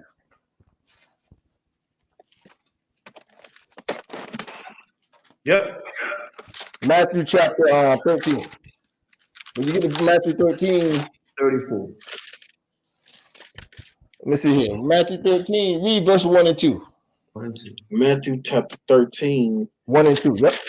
Verse 1 and 2. Mm-hmm. The same day when Yahawashi out of the house and sat by the seaside, and great multitudes were gathered together unto him, so that he went into a ship and sat, and the whole multitude stood on the shore. That is that peaceable multitude that Esdras saw in the vision that the angel explained to him. That's the peaceable multitude right there. But hold on, Yehuda. Hold on. According to some people, that Christ never talked to you 10 tribes. Never taught the 10 tribes, right? Which is crazy. So he came from the lost sheep of Israel, but he's not going to speak to 10 other tribes. He only came to speak to Judah and Benjamin, Levi. Yeah, that's what they say. Christ said, the hell with the nation of Israel. I'm only going to teach Benjamin, Judah, and Levi. But then we come to find out Benjamin was in the captivity too. Exactly. Comical, man. Oh boy. So now you see, folks, who that peaceable multitude is, because when you go back to verse 12, read verse 12 one more time, 2Esdras, because Esdras see a vision. He see what's going on, but he wasn't quite sure. Read verse 12 one more time. That peaceable multitude. 2 Esdras chapter 13 and verse 12. Afterwards, I saw the same man come down from the mountain and call unto him another peaceable multitude. Another peaceable multitude, because the other multitude that he saw, that vision that Ezra saw, he saw that multitude coming to subdue him. That was trying to destroy him, which was the Pharisees and the Jews who did not believe on him. Now let's go to Matthew 9, Matthew chapter 9. When you get to Matthew chapter 9, read verse 36. Matthew chapter 9 and verse what? 36. Matthew chapter 9 and verse 36. But when he saw the multitudes, he was moved with compassion on them, because they fainted and were scattered abroad, as sheep having no shepherd. They was fainting and scattered. They were scattered what? Scattered abroad. They were scattered abroad. Who were these people, that multitude that was scattered abroad, Qanath? Of the 12 tribes, them 10 tribes, man. It's over. It's over. Let's go to Matthew. Let's go to Matthew 19. Read verses 1 through 2. 1 and 2. Matthew 19. Yep. Let's go. Matthew 19, 1 and 2. Matthew chapter 19, verse 1 and 2. And it came to pass that when Yahawashi had finished these sayings, he departed from Galilee and came into the coast of Judea beyond Jordan. And when great multitudes followed him and healed him there. You see that great multitude?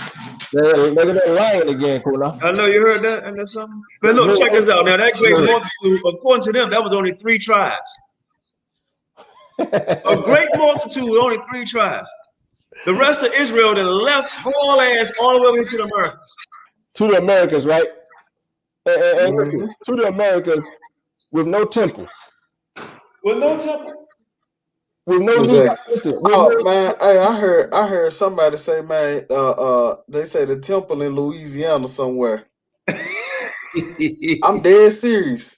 With no Levites to teach. With no Levi. I said, what? I remember we got the debate on a 2Esdras. I said, so what? So hold on. One thing to cuss that doctrine. What a temple they sacrifice to? Well, you know, but not just that, my brother. Listen, the Jews could not migrate. And I hope you listen to Joe Issachar. I know you watching. The Jews, the 10 tribes. I want everybody to hear the sound of my voice.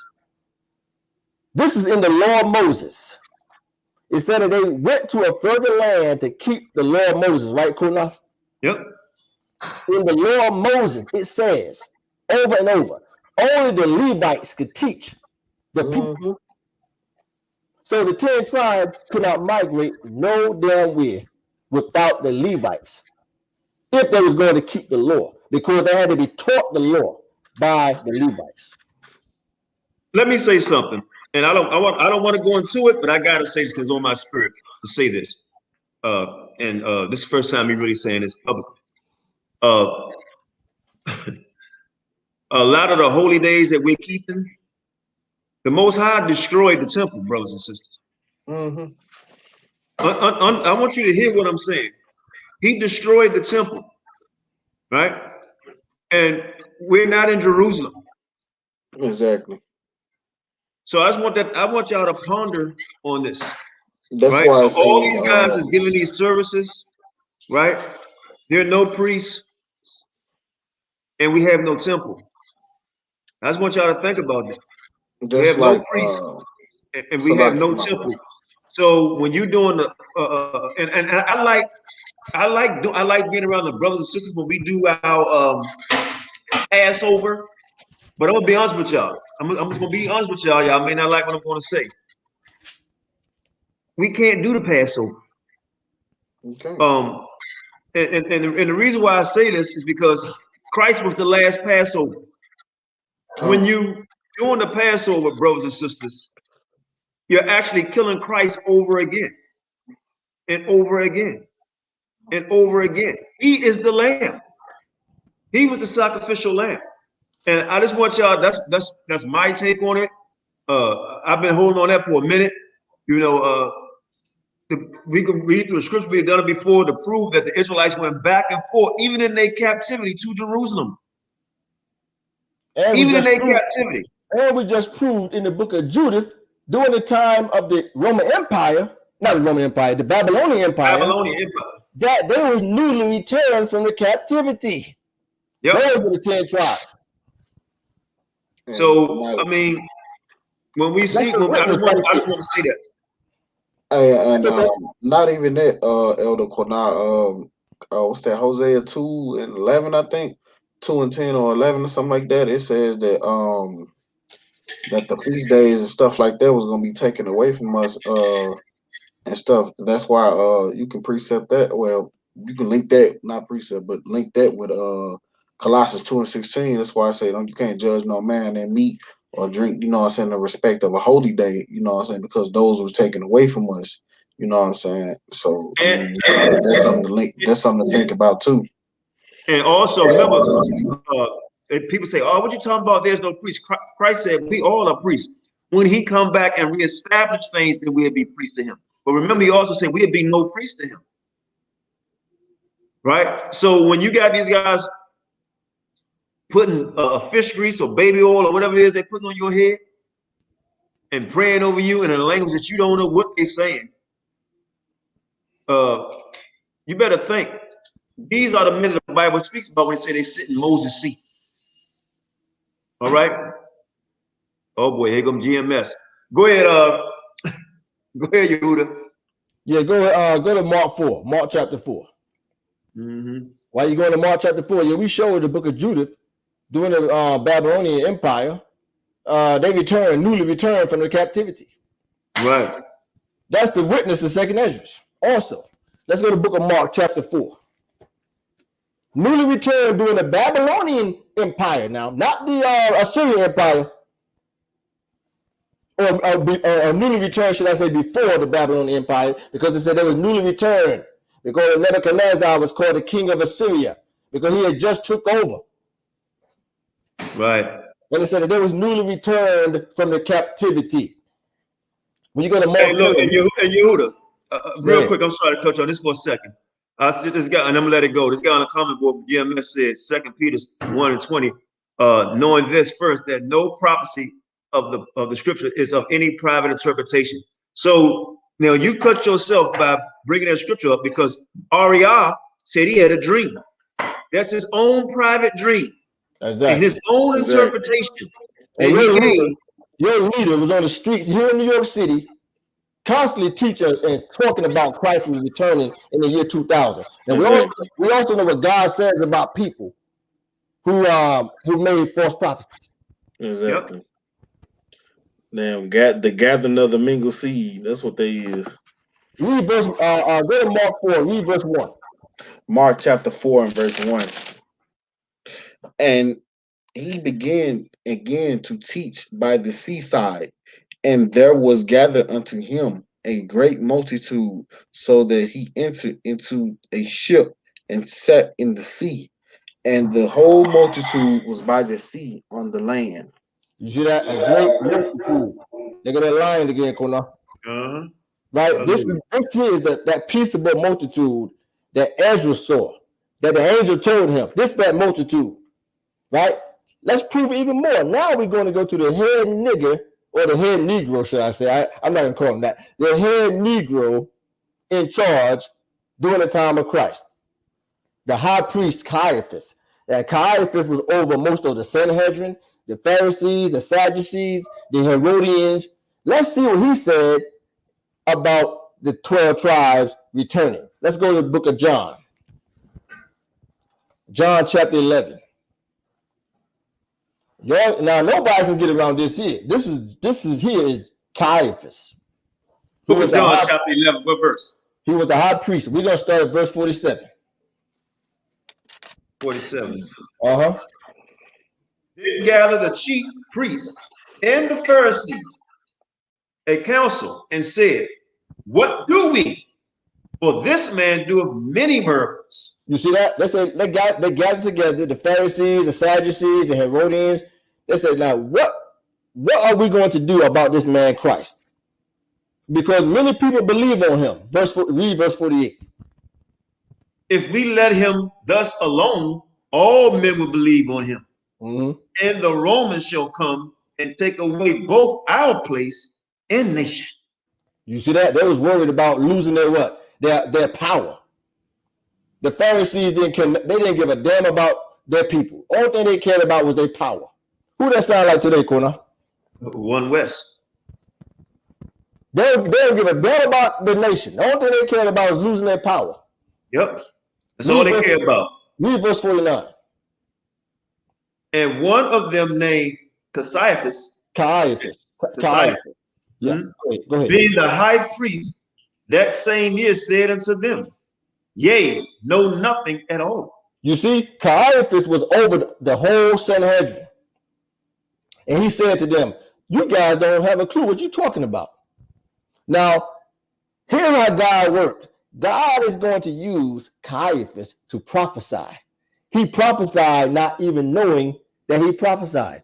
Go ahead, Qanath, read verse 50.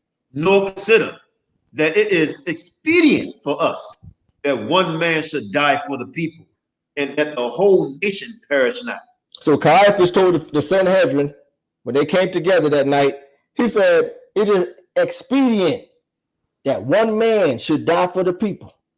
Right? Then it says, and that the whole nation perish not. Read verse 51. Verse 51 on his wise. And this spake he not of himself. He didn't speak of himself. I didn't mean to cut you off, Qanath. He did not speak of himself. This was the spirit put on him by God himself.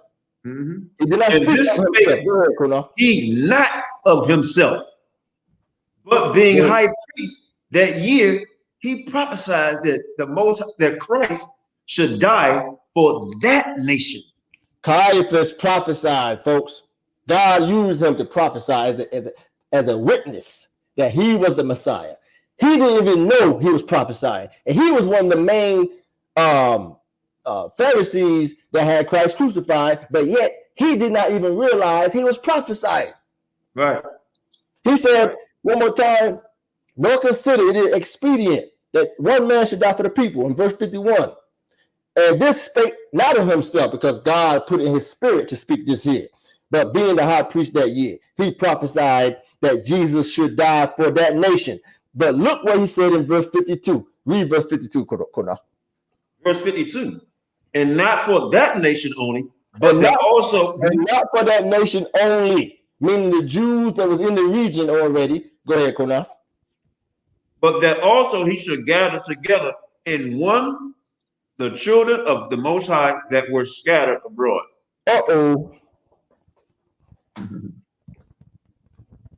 That he should gather together.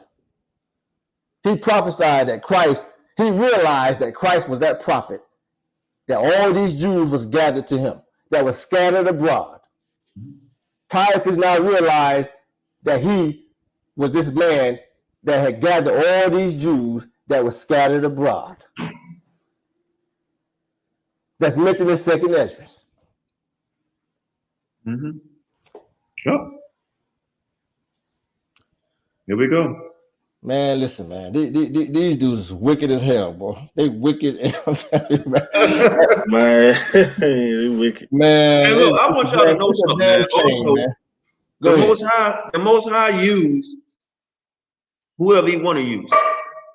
Okay, we supposed to be a light to the world, right? But he used whoever he want to use. Now, Yehuda and I was talking about something. Yehuda, I don't want to mess. We almost 2 hours in, really, so I don't want to slow it down. But Nebuchadnezzar conquered all these nations, right? And Nebuchadnezzar, what was he, Yehuda? Nebuchadnezzar was the king of Assyria first, and Babylon. And Babylon. But what was his so-called nationality? Well, Nebuchadnezzar was he was in that region of the Chaldeans, but he was a Babylonian. He was king of Babylon. Watch this, brothers and sisters. I'm going to the book of Jeremiah, chapter 25, verse 9. And it says this, and it reads on this wise. Behold, I will send and take all the families of the north, said the Most High, and Nebuchadnezzar, the king of Babylon, my servant. My servant. So Yehuda done a class earlier. I saw it. I watched part of it, where we supposed to be the Lord of the land. We spoke about that earlier. Yehuda be the Lord of the land, and the Most High use who He want to use as His servants. A lot of you Negroes today, y'all not serving the Most High. Y'all serving your own belly. Y'all serving your own belly, man. You know, teaching lies. The Most High use whoever He want to use. You know, and you're giving false breakdowns. And when somebody bring it up to you and show it to you, you don't want to discuss it. This breakdown right here, through the power of the Most High, nobody's refuted anything that we said so far. Just come on here and gainsay. Got GMS hot dog. Talk about 1 Peter, 2 Peter 1:20. What they got to do with these? They got nothing to do what we brought out of 2 Esdras, showing that Christ is that man that came from the sea, and He's that man that the Jews came to subdue, that multitude. He's also that man where a peaceable multitude was gathered to Him, the 10 tribes. They're not going to refute that. They're not going to say nothing about that. They're going to act like they didn't hear it and keep teaching the same lies over and over. That's what they're going to do, Qanath. Well, one thing about it, if we teach something, we don't try to teach us a lie. Never that. And if we do, we repent on it. Like I repent on teaching certain things. And these people know they're teaching lies. And ain't no lie. You can forget it. You lying like that on the word of the Most High, you can forget it. Yep. Especially when you close your eyes. Yep. But let's continue, bro. Let's go to verse 40 now. 2 Esdras verse 40. Qanath. 2 Esdras chapter 13 and verse 40. Yeah. Those are the 10 tribes which were carried away prisoner out of their own land right. in the time of Hosea the king, whom Salmanasar the king of Assyria led away captive, and he carried them over the waters. And so came they into another land. They came to the other land. Now you know in verse 39 where it says, whereas you saw Esdras that he gathered another peaceable multitude. Now you see who that multitude is. Now you see, Caiaphas even tells you who that multitude was. Right? Read verse 41.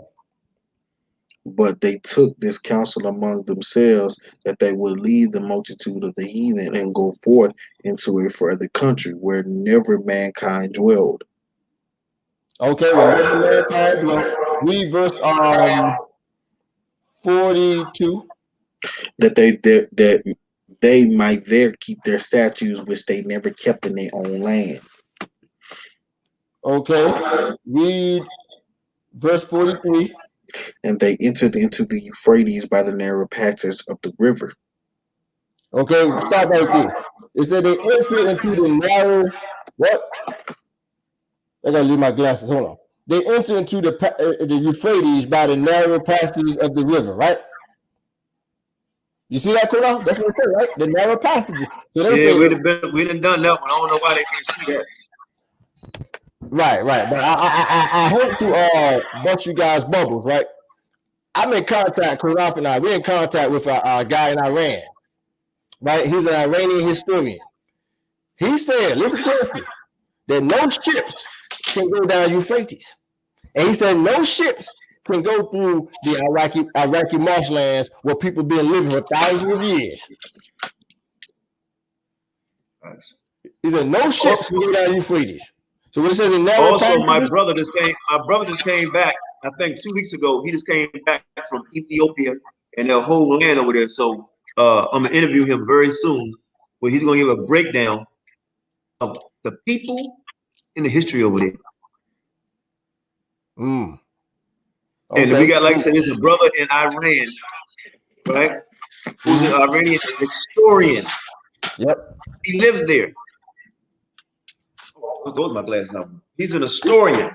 He's seen all the images of the wars of Assyria. He's seen them with his own eyes. These are all Negro people. All the Northern Kingdom images, they're all Negro. And we got the images too. And no ships, he said, no ships can go down Euphrates. Yep. He said none.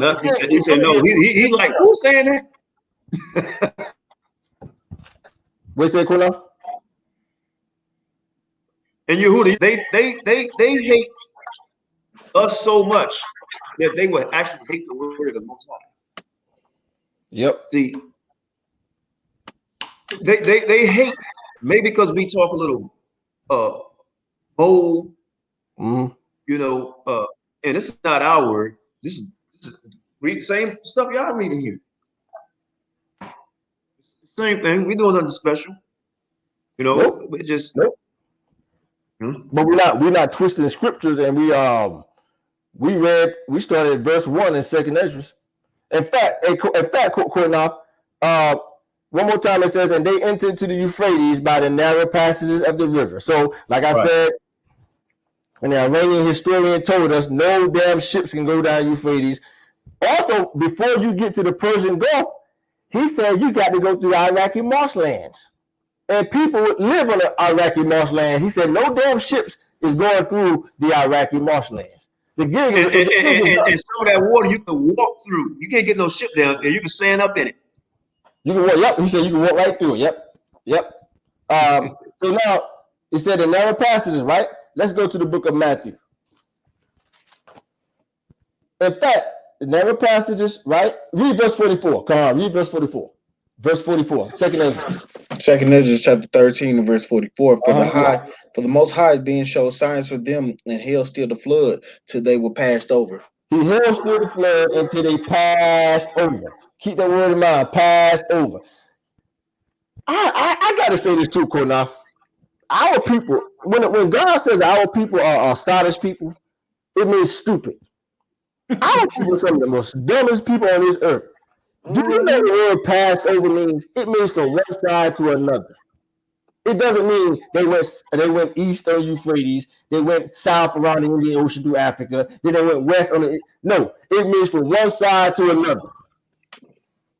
That's what passed over. I always say reading comprehension. I saw a video where IUIC, a Hispanic guy, said the Most High held back the floods of the ocean.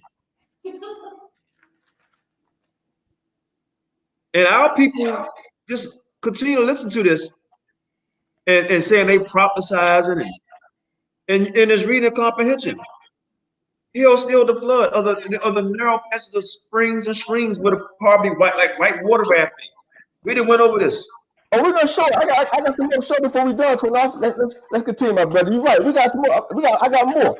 Listen, pass over. It means from one side to another. That's what it means. You can go Google it. Go do the research of what the word pass. Go Google it. It means pass from one side to another. It's like if me and Qanath are sitting at a dinner table. He asked me to pass the bread. I pass it one side to another. That's what it means. It doesn't mean in 2, 3, 4 different directions. The gig is up. Let's go to the book of Matthew. Let's go to Matthew, right? Real quick. Let's go to Matthew chapter 8. Kahan. We get to Matthew 8, Kahan. This is when Christ crossed over on a ship. Let's go to Matthew 8. Read verse, let me see here. Read verse 34. Matthew chapter 8 and verse 34. And behold, the whole city came out to meet Yahawashi, and when they saw him, they besought him that he would depart out of their coast. So they asked Christ to depart the coast because of what he did. They saw him cast these devils, if I'm not mistaken, was it into the swine? Either way, let's go to Matthew 9, read verse 1. Matthew 9, verse 1. Matthew chapter 9 and verse 1. And he entered into a ship and passed over and came into his own city. He entered into a ship and he did what? He entered into a ship and passed over and came into his. He passed over on a ship from one side to the next. But this time it says he entered into a ship. When you go to 2Esdras, it said that they just passed over. They don't mention those ships. Let's go to Mark. Let's go to Mark 5. Wait, listen, you guys ain't seen nothing yet. Let's go to Mark 5. Let's go to Mark 5 real fast. You get there, Elder Qanath. Mark 5, Okay. right? Read 17. We're gonna read 17 through 17 through 21. Gotcha. This is the book of Mark, chapter 5, verse 17. It reads on this wise. And they began to pray him to depart out of their coast. Yep. And when he was come into the ship, Uh-huh. and when he was come into the ship, Stop right there, Qanath. If second Ezra, if the Jews took ships, they would have wrote ships. See, the scripture is very accurate. If they're gonna take ships, Ezra would have wrote they took ships. That would have been a major event if they took ships. He would have wrote they took ships. Exactly. Go ahead, Qanath. 5:17. Where we at? Verse 17, I'm at right? 18. And when he was come into the ship, he that had been possessed with the devil prayed him that he might be with him. Right? You go. Yeah, go ahead. Howbeit Jesus suffered him not, but said unto him, Go home to thy friends and tell them how great things the Lord hath done for thee and have had compassion on thee. Right. Matter of fact, I was in. Go ahead, Kuna. I was in Matthew by mistake. Let me get there with you. I just realized. So you just read verse what? You just read verse 18, 18 about the ship. Okay, let read verse 20. Skip to verse 20. Verse 20. It reads on his wise. And he departed and began to publish in Decapolis how great things Jesus had done for him, and all men did marvel. Verse 21. Verse 21. And when Jesus was passed over again by ship, and when go ahead. when Yeshua, Yahawashi, Jesus, these many names, right? And when Jesus was passed over again by ship unto the other side. Other side. Pass over means from one side to the other. That's what it means. From one side to the other. That's what it means. The other side. Much people gathered unto him, and he was nigh unto the sea. You see that? Passed over means from one side to the other. It doesn't mean going east and then going south and then going west. It means from one side to the other. It doesn't mean 2, 3, 4 different directions. Look, go down the Euphrates, then hit the Gulf of Mexico, go down, I forgot what sea that is, go up around Africa, and then hit the Atlantic. No, they did not do that. And also, like the Iranian historian said, before you can get to the Persian Gulf, he said you got to go through the Iraqi marshland. He said no getting around it. He said ain't no damn ships going through the Iraqi marshlands. People live on the Iraqi marshlands. They live on them. The gig is up. That's crazy, man. Let's go to Genesis 31. Let's read about Jacob. Let's see how Jacob crossed the Euphrates. Right. Is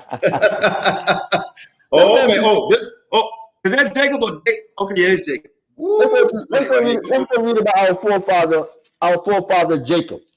Right. Let's see how Jacob crossed the Euphrates. Let's go to Genesis 31. Jacob crossed the same river that the 10 tribes crossed, that the Babylonians was crossing, that the Assyrians was crossing, the same river that Abraham crossed. Let's see how he crossed the river. Let's go to Genesis 31, right? Go to verse 17. Verse 17. This is when Jacob fled from his uncle Laban. In verse 17. Then Jacob rose up and set his sons and his wives upon camels. Upon who? Camels. Go ahead. And he carried away all his cattle and all his goods, which he had gotten, the cattle of his getting, which he had gotten, and Perdaram, for to go to Isaac, his father, in the land of Canaan. Right. And Laban went to share his sheep, and Rachel had stolen the images that were her father's, and Jacob stole away unawares to Laban the Syrian, and that he told him not that he fled. Right, so he fled with his children and his wives in the night. He put them on camels. Go ahead, verse 21. Verse 21, Qanath. So he fled with all that he had, and he rose up and passed over the river. He passed over the river, Qanath? And passed over the river. The 10 tribes passed over. God held still the flood until they passed over the river, remember, on them camels, and set his face toward the Mount Galilee. They passed over the river on camels. Camels walked through the river. Check this out. Hey, check this out. I got one for you. Ezekiel chapter 47 and verse 5. Afterwards he measured 1,000, and it was a river that I could not pass over, for the waters was risen, waters to swim in, a river that cannot be passed over. Then I got another one too. You got they talking about ships, you talking about what, Isaiah 33 and 21. But there the glorious Lord will be unto us a place of broad rivers and streams, wherein no galley with oars, neither shall gallant ship pass thereby. No ships can go through, no ship with galleys. They used to use the galleys to row the boats back then. That's how they got through. They rowed. Couldn't no damn ships row or small boats row damn shallow waters in the Euphrates. Let's go to Ezekiel 26. So Jacob crossed the Euphrates with his wives and sons, and he placed them on camels. I have a question, Qanath. If Jacob placed his wives and his sons on camels, right, and they crossed the Euphrates, how did Jacob cross? What did he do? What do people usually do with the camels to guide them? They walk and guide the camels, right? Jacob walked through the Euphrates. He guided the camels while his wives and sons were sitting on the camels. But you know the new doctrine going to be, they're going to say, nah, they didn't do no ships. Y'all right. They call it Uber. They call it Uber. That's going to be the new doctrine. They call it Uber. Back then they had Ubers. There's nothing new under the sun. Remember? Let's go to Ezekiel 26 and read verse 7.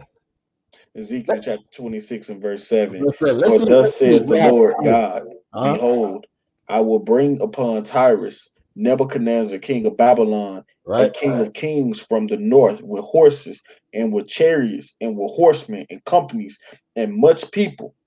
God said he's going to bring Nebuchadnezzar, king of Babylon, from the north. Babylon was above the Euphrates. So how did they cross the Euphrates? It says right here, with horses and chariots and horsemen and companies and much people. They crossed the Euphrates with horses. The gig is over. Let's continue. Let's go to the book of Ezra. Let's go to Ezra. You can walk right through the Euphrates with animals. Let's see how Ezra and thousands of Jews went back when Cyrus wrote the decree and Xerxes, etc., to allow the Jews to return. Let's go to the book of Ezra. Yeah, Ezra. We're going to Ezra real quick. Ezra, what chapter? Let me know how time consuming you need to get off. I try to hurry up and rush it up. Let's go to Ezra 2. Right? Ezra 2. We're going to read verses 64 through 67. Now, when the Jews left, the Assyrians gave the Jews many things to go back. They gave them gold. They gave them all kinds of stuff to take back. Let's read verses 64 through 67. Let's see how thousands of Jews went back, Qanath. Old women, Qanath. Old men, women. The elderly. Hold on. Before you read it, this going to another doctrine saying what they was going to leave with. Right. But go ahead. You know what I'm talking about. We'll get there. But go ahead. Yeah, we'll get there. But yeah, let's see how they went back with thousands of people. We start at verse 64. This is the book of the prophet Ezra, chapter 64. Chapter 2 and verse 64. Salaki. The whole congregation together was 40 and 2,303 score. Uh-huh. So it was a lot. Hold on.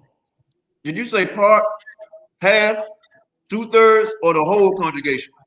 The whole congregation together was 42,303 score. Now, mind you, this is the congregation that went back with Ezra. There was also a congregation that went back before with Zerubbabel when they went back to rebuild the temple. Yep. But these are the people that returned with Ezra. It says, how many people returned with 40? So we're talking about 42,300 and I get 3 score. Right. 24, and they had 60. And they had to cross the Euphrates. They had to cross the Euphrates. Now read verse 65. Let's see what happened. Let's see who returned with them, how many people, and how they got back. Go ahead. Besides their servants and their maids, who were there 7,337. So they had servants and maids. Pretty soon, Qanath and I, we're going to do a lesson to show y'all who were those servants and maids. Continue. Go ahead. Yep. And there were among them 200 singing men and women. Verse 66. Their horses were 736, and their mules. No. Read that one more time. Slow down a little bit. How many horses? 66. Verse 66. That's what you want. Yeah. Slow down though. Slow down. Excuse me. Slow down just a little bit. Gotcha. Their horses were 736. 736 horses. Qanath. Why did they have so many horses? Because they had all these people that go back. They had to ride on these horses. 730. How many? 6 horses. How many mules they got? Their mules, 245. 245 mules, right? My guess is probably a lot of elderly people rode on these mules also. Mm-hmm. That's a lot of mules, man. 245. Yep. Mm-hmm. Verse 67. Let's see how many camels that they took back. Verse 67. Their camels, 405. Their asses. No. Back up. Read one more time. Slow down. Their camels. You missed the word. Oh, my bad. My finger was in front of the verse. Their camels, 435. 435 camels. That's a lot of camels, man. Mm-hmm. Yep. They went back. And who rode on those camels, Qanath? Women, children, the elderly, babies. Yep. Mm-hmm. And they walked right through the Euphrates just as Jacob did. But Yehuda and Qanath, where's the ship like it spoke of in Noah's Ark? Where's the ship that spoke about like Christ on the ship? They speak of all these animals. Where's the ship? Why ain't no ship mentioned here? Thank you. Why ain't no boats and ships mentioned? Why they take ships back? They walking right through the Euphrates. Because as the Iranian historian told me in Qanath, he said no damn ships can go down the Euphrates. Or the Iraqi marshlands where people have been living for thousands of years. He says it's not possible. He said ain't no way in hell a ship can go through the Iraqi marshlands. Go ahead, my brother. Continue on verse 67. Their camels, 435. Their asses, 6,720. How many donkeys? Asses? How many? 6,720. Man, they took 6,720 asses back. Now wait a minute, Yehuda. Wait a minute. According to these Negroes, only asses is in Mexico. Right. But here's the thing. You know what? They are right. They are right on the suspect of it's not an animal that's an ass. It's the ones that's teaching that dumb doctrine. Those are the asses. Right. They took 6,000 asses back to the homeland, right? And they crossed the Euphrates with all these people riding on these asses. But guess what, Qanath? That I learned that asses is indigenous to that region. Not America. That was bred over here. Exactly. Donkeys don't come from America. Nope. We did the research. Go Google. Anybody can do the research. Donkeys do not come from America. Donkeys come from that region. I bet you guys didn't know that. They're not indigenous to the Americas. That's another killer. Read verse 68, my brother. Verse 68. And some of the chief of the fathers, when they came to the house of the Lord, which is at Jerusalem, offer freely for the house of God to set it up in his place. Okay, that's good. So they all returned, right? But look at all these animals that they went back riding on through the Euphrates. Just as Jacob did. When he set his sons on camels and wives, the same thing. No damn ships went through no Euphrates. That's a damn lie. Let's go to the book of Esther.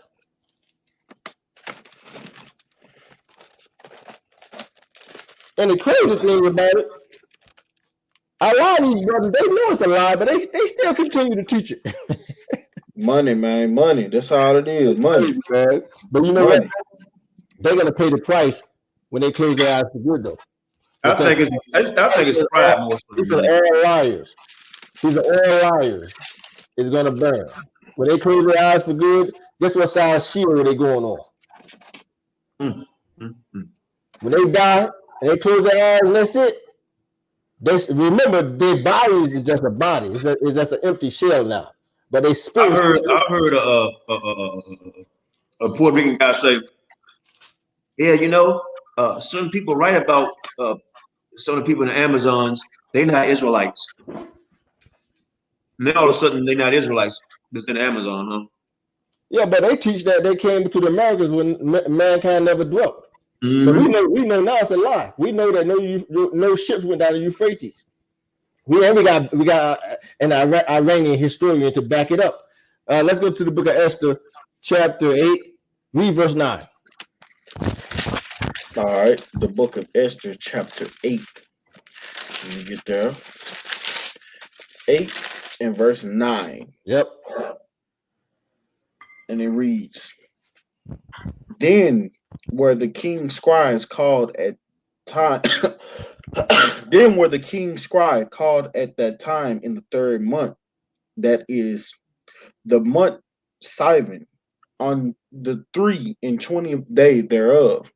And it was written according to all that Mordecai commanded unto the Jews and to the lieutenants and the deputies and rulers of the provinces which are from India unto Ethiopia, and 127 provinces unto every provinces according to the writing thereof, and unto every people after their language, and to the Jews according to their writing and according to their language. So these lectures went out to all these Jews from the provinces of India all the way to Ethiopia.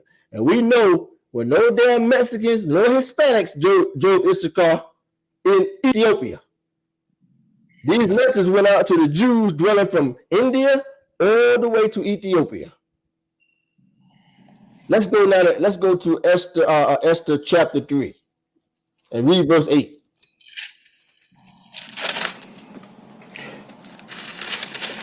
It's the book of Esther chapter 3 and verse 8.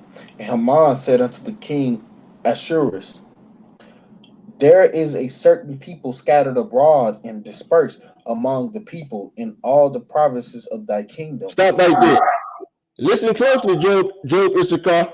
He said, there is a certain people, meaning the Israelites, scattered abroad and dispersed among the people in these provinces, Issachar, of Job Issachar. Let's see if any Mexicans was in these regions. Go ahead, brother. Among the people in all the provinces of thy kingdom, their laws are diverse from all people, neither keep they the king's laws. Therefore, it is not for the king's profit to suffer them. So he said that these people are dwelling within your provinces. Now let's see what provinces. Let's go to Esther 1 and read verse 1. Esther 1, verse 1. Esther chapter 1 and verse 1. Now it Uh-huh. came to pass in the days of Assuerus. This is Assuerus which reigned from from India even unto Ethiopia, over 127 and 20 provinces. So the letters were sent to the Jews from India all the way to Ethiopia. So was there any Mexicans, Hispanics living in Ethiopia, Qanath? I guess he stepped away. God heard you. Hell no. I just put on mute real quick. Nope. Hell no. Were they living down there in Ethiopia? Nope. It's crazy, man. Let's go to let's go back to Second Esdras real quick. I want to touch on something else, and we almost done. Second Esdras. Let's go back real fast. Do me a favor, my brother. Read verse 43 one more time. 43. Second Esdras chapter 13 and verse Yeah. 43. And they entered into the Euphrates by the narrow passages of the river.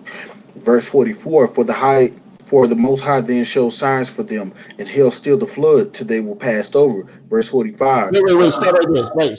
Hell stood the flood until what? They was passed over. Let's go to the book of Joshua real fast. Let's go to Joshua 3.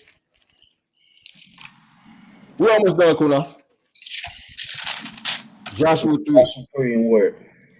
When you get to Joshua 3, read verse 6. Joshua chapter 3 and verse 6. And it reads, And Joshua spake unto the priest, saying, Take up the ark, the covenant, and pass over before the people. And they took the ark. Go ahead. I'm sorry, go ahead. They took the ark of the covenant and went before the people. So Joshua told the priest to take the ark and pass over. It says before the people. It says pass over before the people. They crossed the Jordan River, but he says tell the priest to pass over. So the priest, they pass over first. The same word here in Second Esdras 43, right? When it says, and they entered to the narrow, the Euphrates by the narrow passage, and the Most High showed signs for them and held still the flood until they passed over. So one more time, it says that Joshua 2:6, it told the priest to pass over before the people. So they crossed the Jordan before the people. Now read let me see here. Let's go to verse 11. Read verse 11.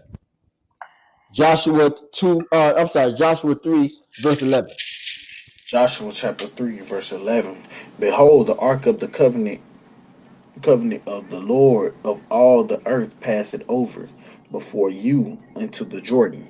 You see that? Pass it over. The same word used Second Esdras. They held still the flood until they passed over. Jump to verse 14. Verse 14. And it came to pass when the people removed from their tents to pass over Jordan, and the priest bearing the ark of the covenant before the people. You see that? Before the people. Now do me a favor, my brother. Go to verse 16. Verse 16. Uh-huh. The waters which came down from above stood and arose up upon and heap very far from the city Adam, that is besides Zaretan. And those that came down towards the sea of the plain, even the salt sea failed and were cut off, and the people passed over it right. The people passed over Jericho. The same thing said in 2 Esdras 43. Read verse 17. And the priests that bare the ark of the covenant of the Lord stood firm on dry ground in the midst of Jordan, and all Israelites passed over the dry ground. All Israelites passed over. Oh man, this is funny. He It's must be funny. he must be doing something. Read it one more time.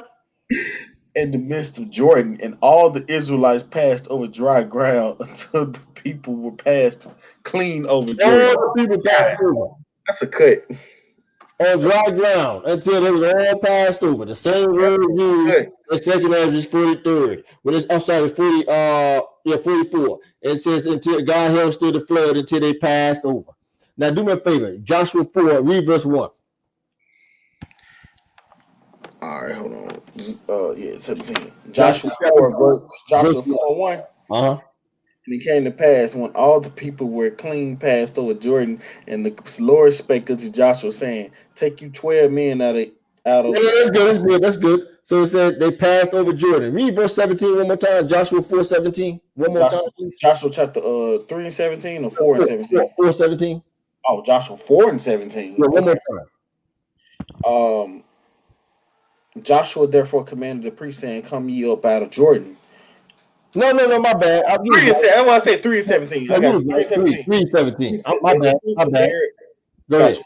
The priest that bare the ark of the covenant of the Lord stood firmly on the dry ground in the midst of Jordan, and all of the Israelites passed over dry ground until all the people that were passed clean over Jordan. You see that, Qanath? Yep. They all passed. It says all the people, the priests that had bear the ark of the covenant. And when you go back to verse 6, it says God said, let the priest pass over first. They passed over first, the Jordan. But it says here 17 again, and the priest that bear the ark of the covenant of the Lord, they stood firm on dry ground in the midst of the Jordan. And then it says, and all the Israelites passed over on dry ground until all the people were passed clean over Jordan. Passed over clean over Jordan. Let's go. I will go 3 more, then I'll be done. Let's go to Joshua 24. Joshua 24. I'll be done. And I may be back on. I'm not sure because I'm supposed to have Professor Lee Cummins coming on in about another hour. I Okay. don't know. I'm almost done. Anyway, I'm almost done. Okay. Joshua 24. Real quick. When you get Joshua 24, read verse 2. Joshua 24 and verse 2. Verse And 2. Joshua said unto all the people, Thus says the Lord God of Israel, Your fathers dwelt on the other side of the flood in old time, even Terah, the father of Abraham, and the father of Nahor, and they served of the gods.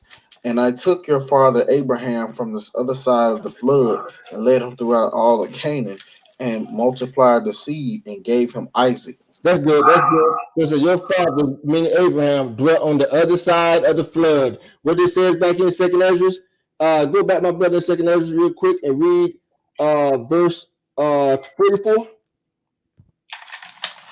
Second is 13 and what? 44.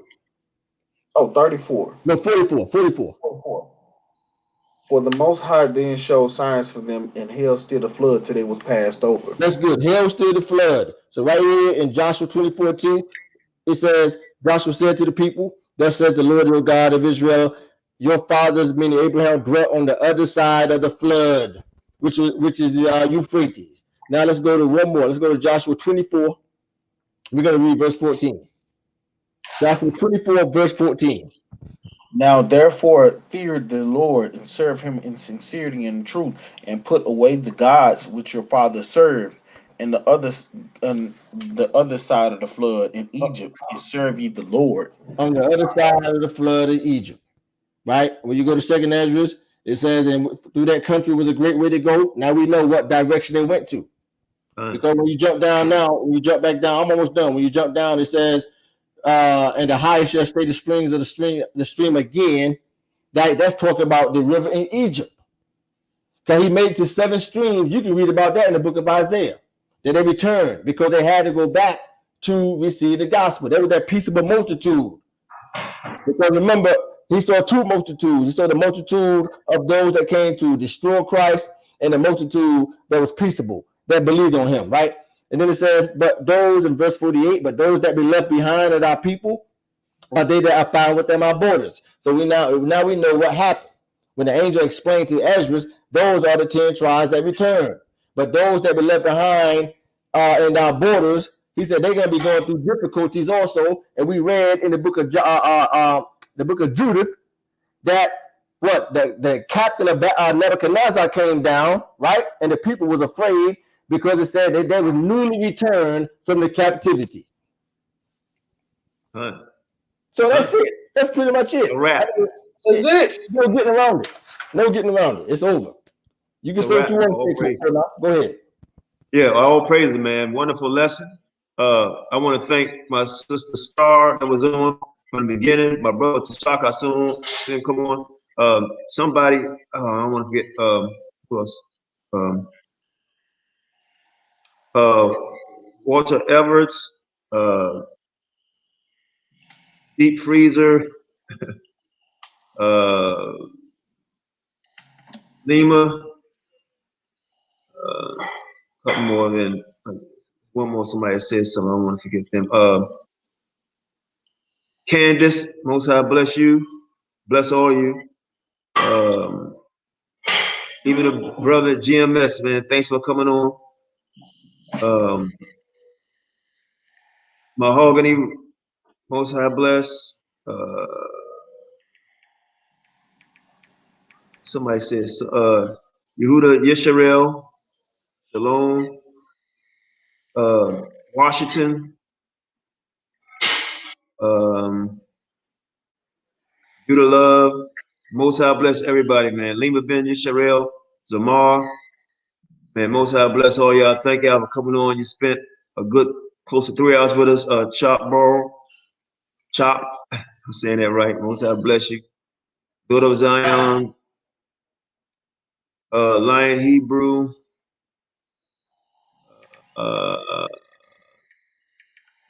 even Job Issachar. So yeah, Most High bless all of y'all, man. Thanks for coming on. Lima, wonderful job, wonderful lesson, Yehuda. Great reading, Kahan, man. For our people edification, man, to folk you up, you know, to edify you, man. That's what we here to do, man. Edify our people. We don't have no cut cards about it, man. Most High will be back on our main channel. Also go to Yehuda channel. Great classes on there that he done. I want to read one scripture, man, because this happened to Christ, but what they try to do to Christ, they still try to do it to brothers and sisters today. And when this scripture was read, it made me think of Kahan. It's 2 Esdras 13 and verse 34. It says, and a numerous multitude shall be gathered together as thou sowest them, willing to come and to overcome him by fighting. And the reason why I said it reminded me of Kahan, because when he was in the state that he reside in, it was a great multitude of so-called brothers there, right? And since they couldn't discuss the doctrine, they try to overcome by fighting. They don't like Christ. They don't like Christ. That's why they threaten and try to fight. But we stand strong like a lion, and we got more breakdowns to show y'all that the Most High has awakened us to. You know, so we look forward to having more classes with y'all. Maybe back on another half an hour, I don't know. We'll see. Yehuda and Kahan, y'all got some final words, man. We're gonna call it. No, that's it. I'm done. I showed and proved, man. Second Esdras, when you start from the beginning, you cannot start at verses 39 and 40, etc. You have to start at verse 1 to get the whole context, right? When you start from the beginning, it shows you clearly that multitude that came to subdue Christ was those wicked Jews and Pharisees. And it shows you clearly there was two sets of multitudes. The peaceable multitude, which was the 10 tribes, and the other multitude. There's no getting around it. Second Esdras is all about Christ. That's it, man. That's it. I don't know what else, Kahan. Man, it was a very good lesson. I'm gonna go back through it and take some notes, but everything good. All praises, man. Y'all keep us in y'all prayers. We keep y'all in our prayers, man. Thanks for tuning in again. Most High bless all of you. That say shalom, grace and peace.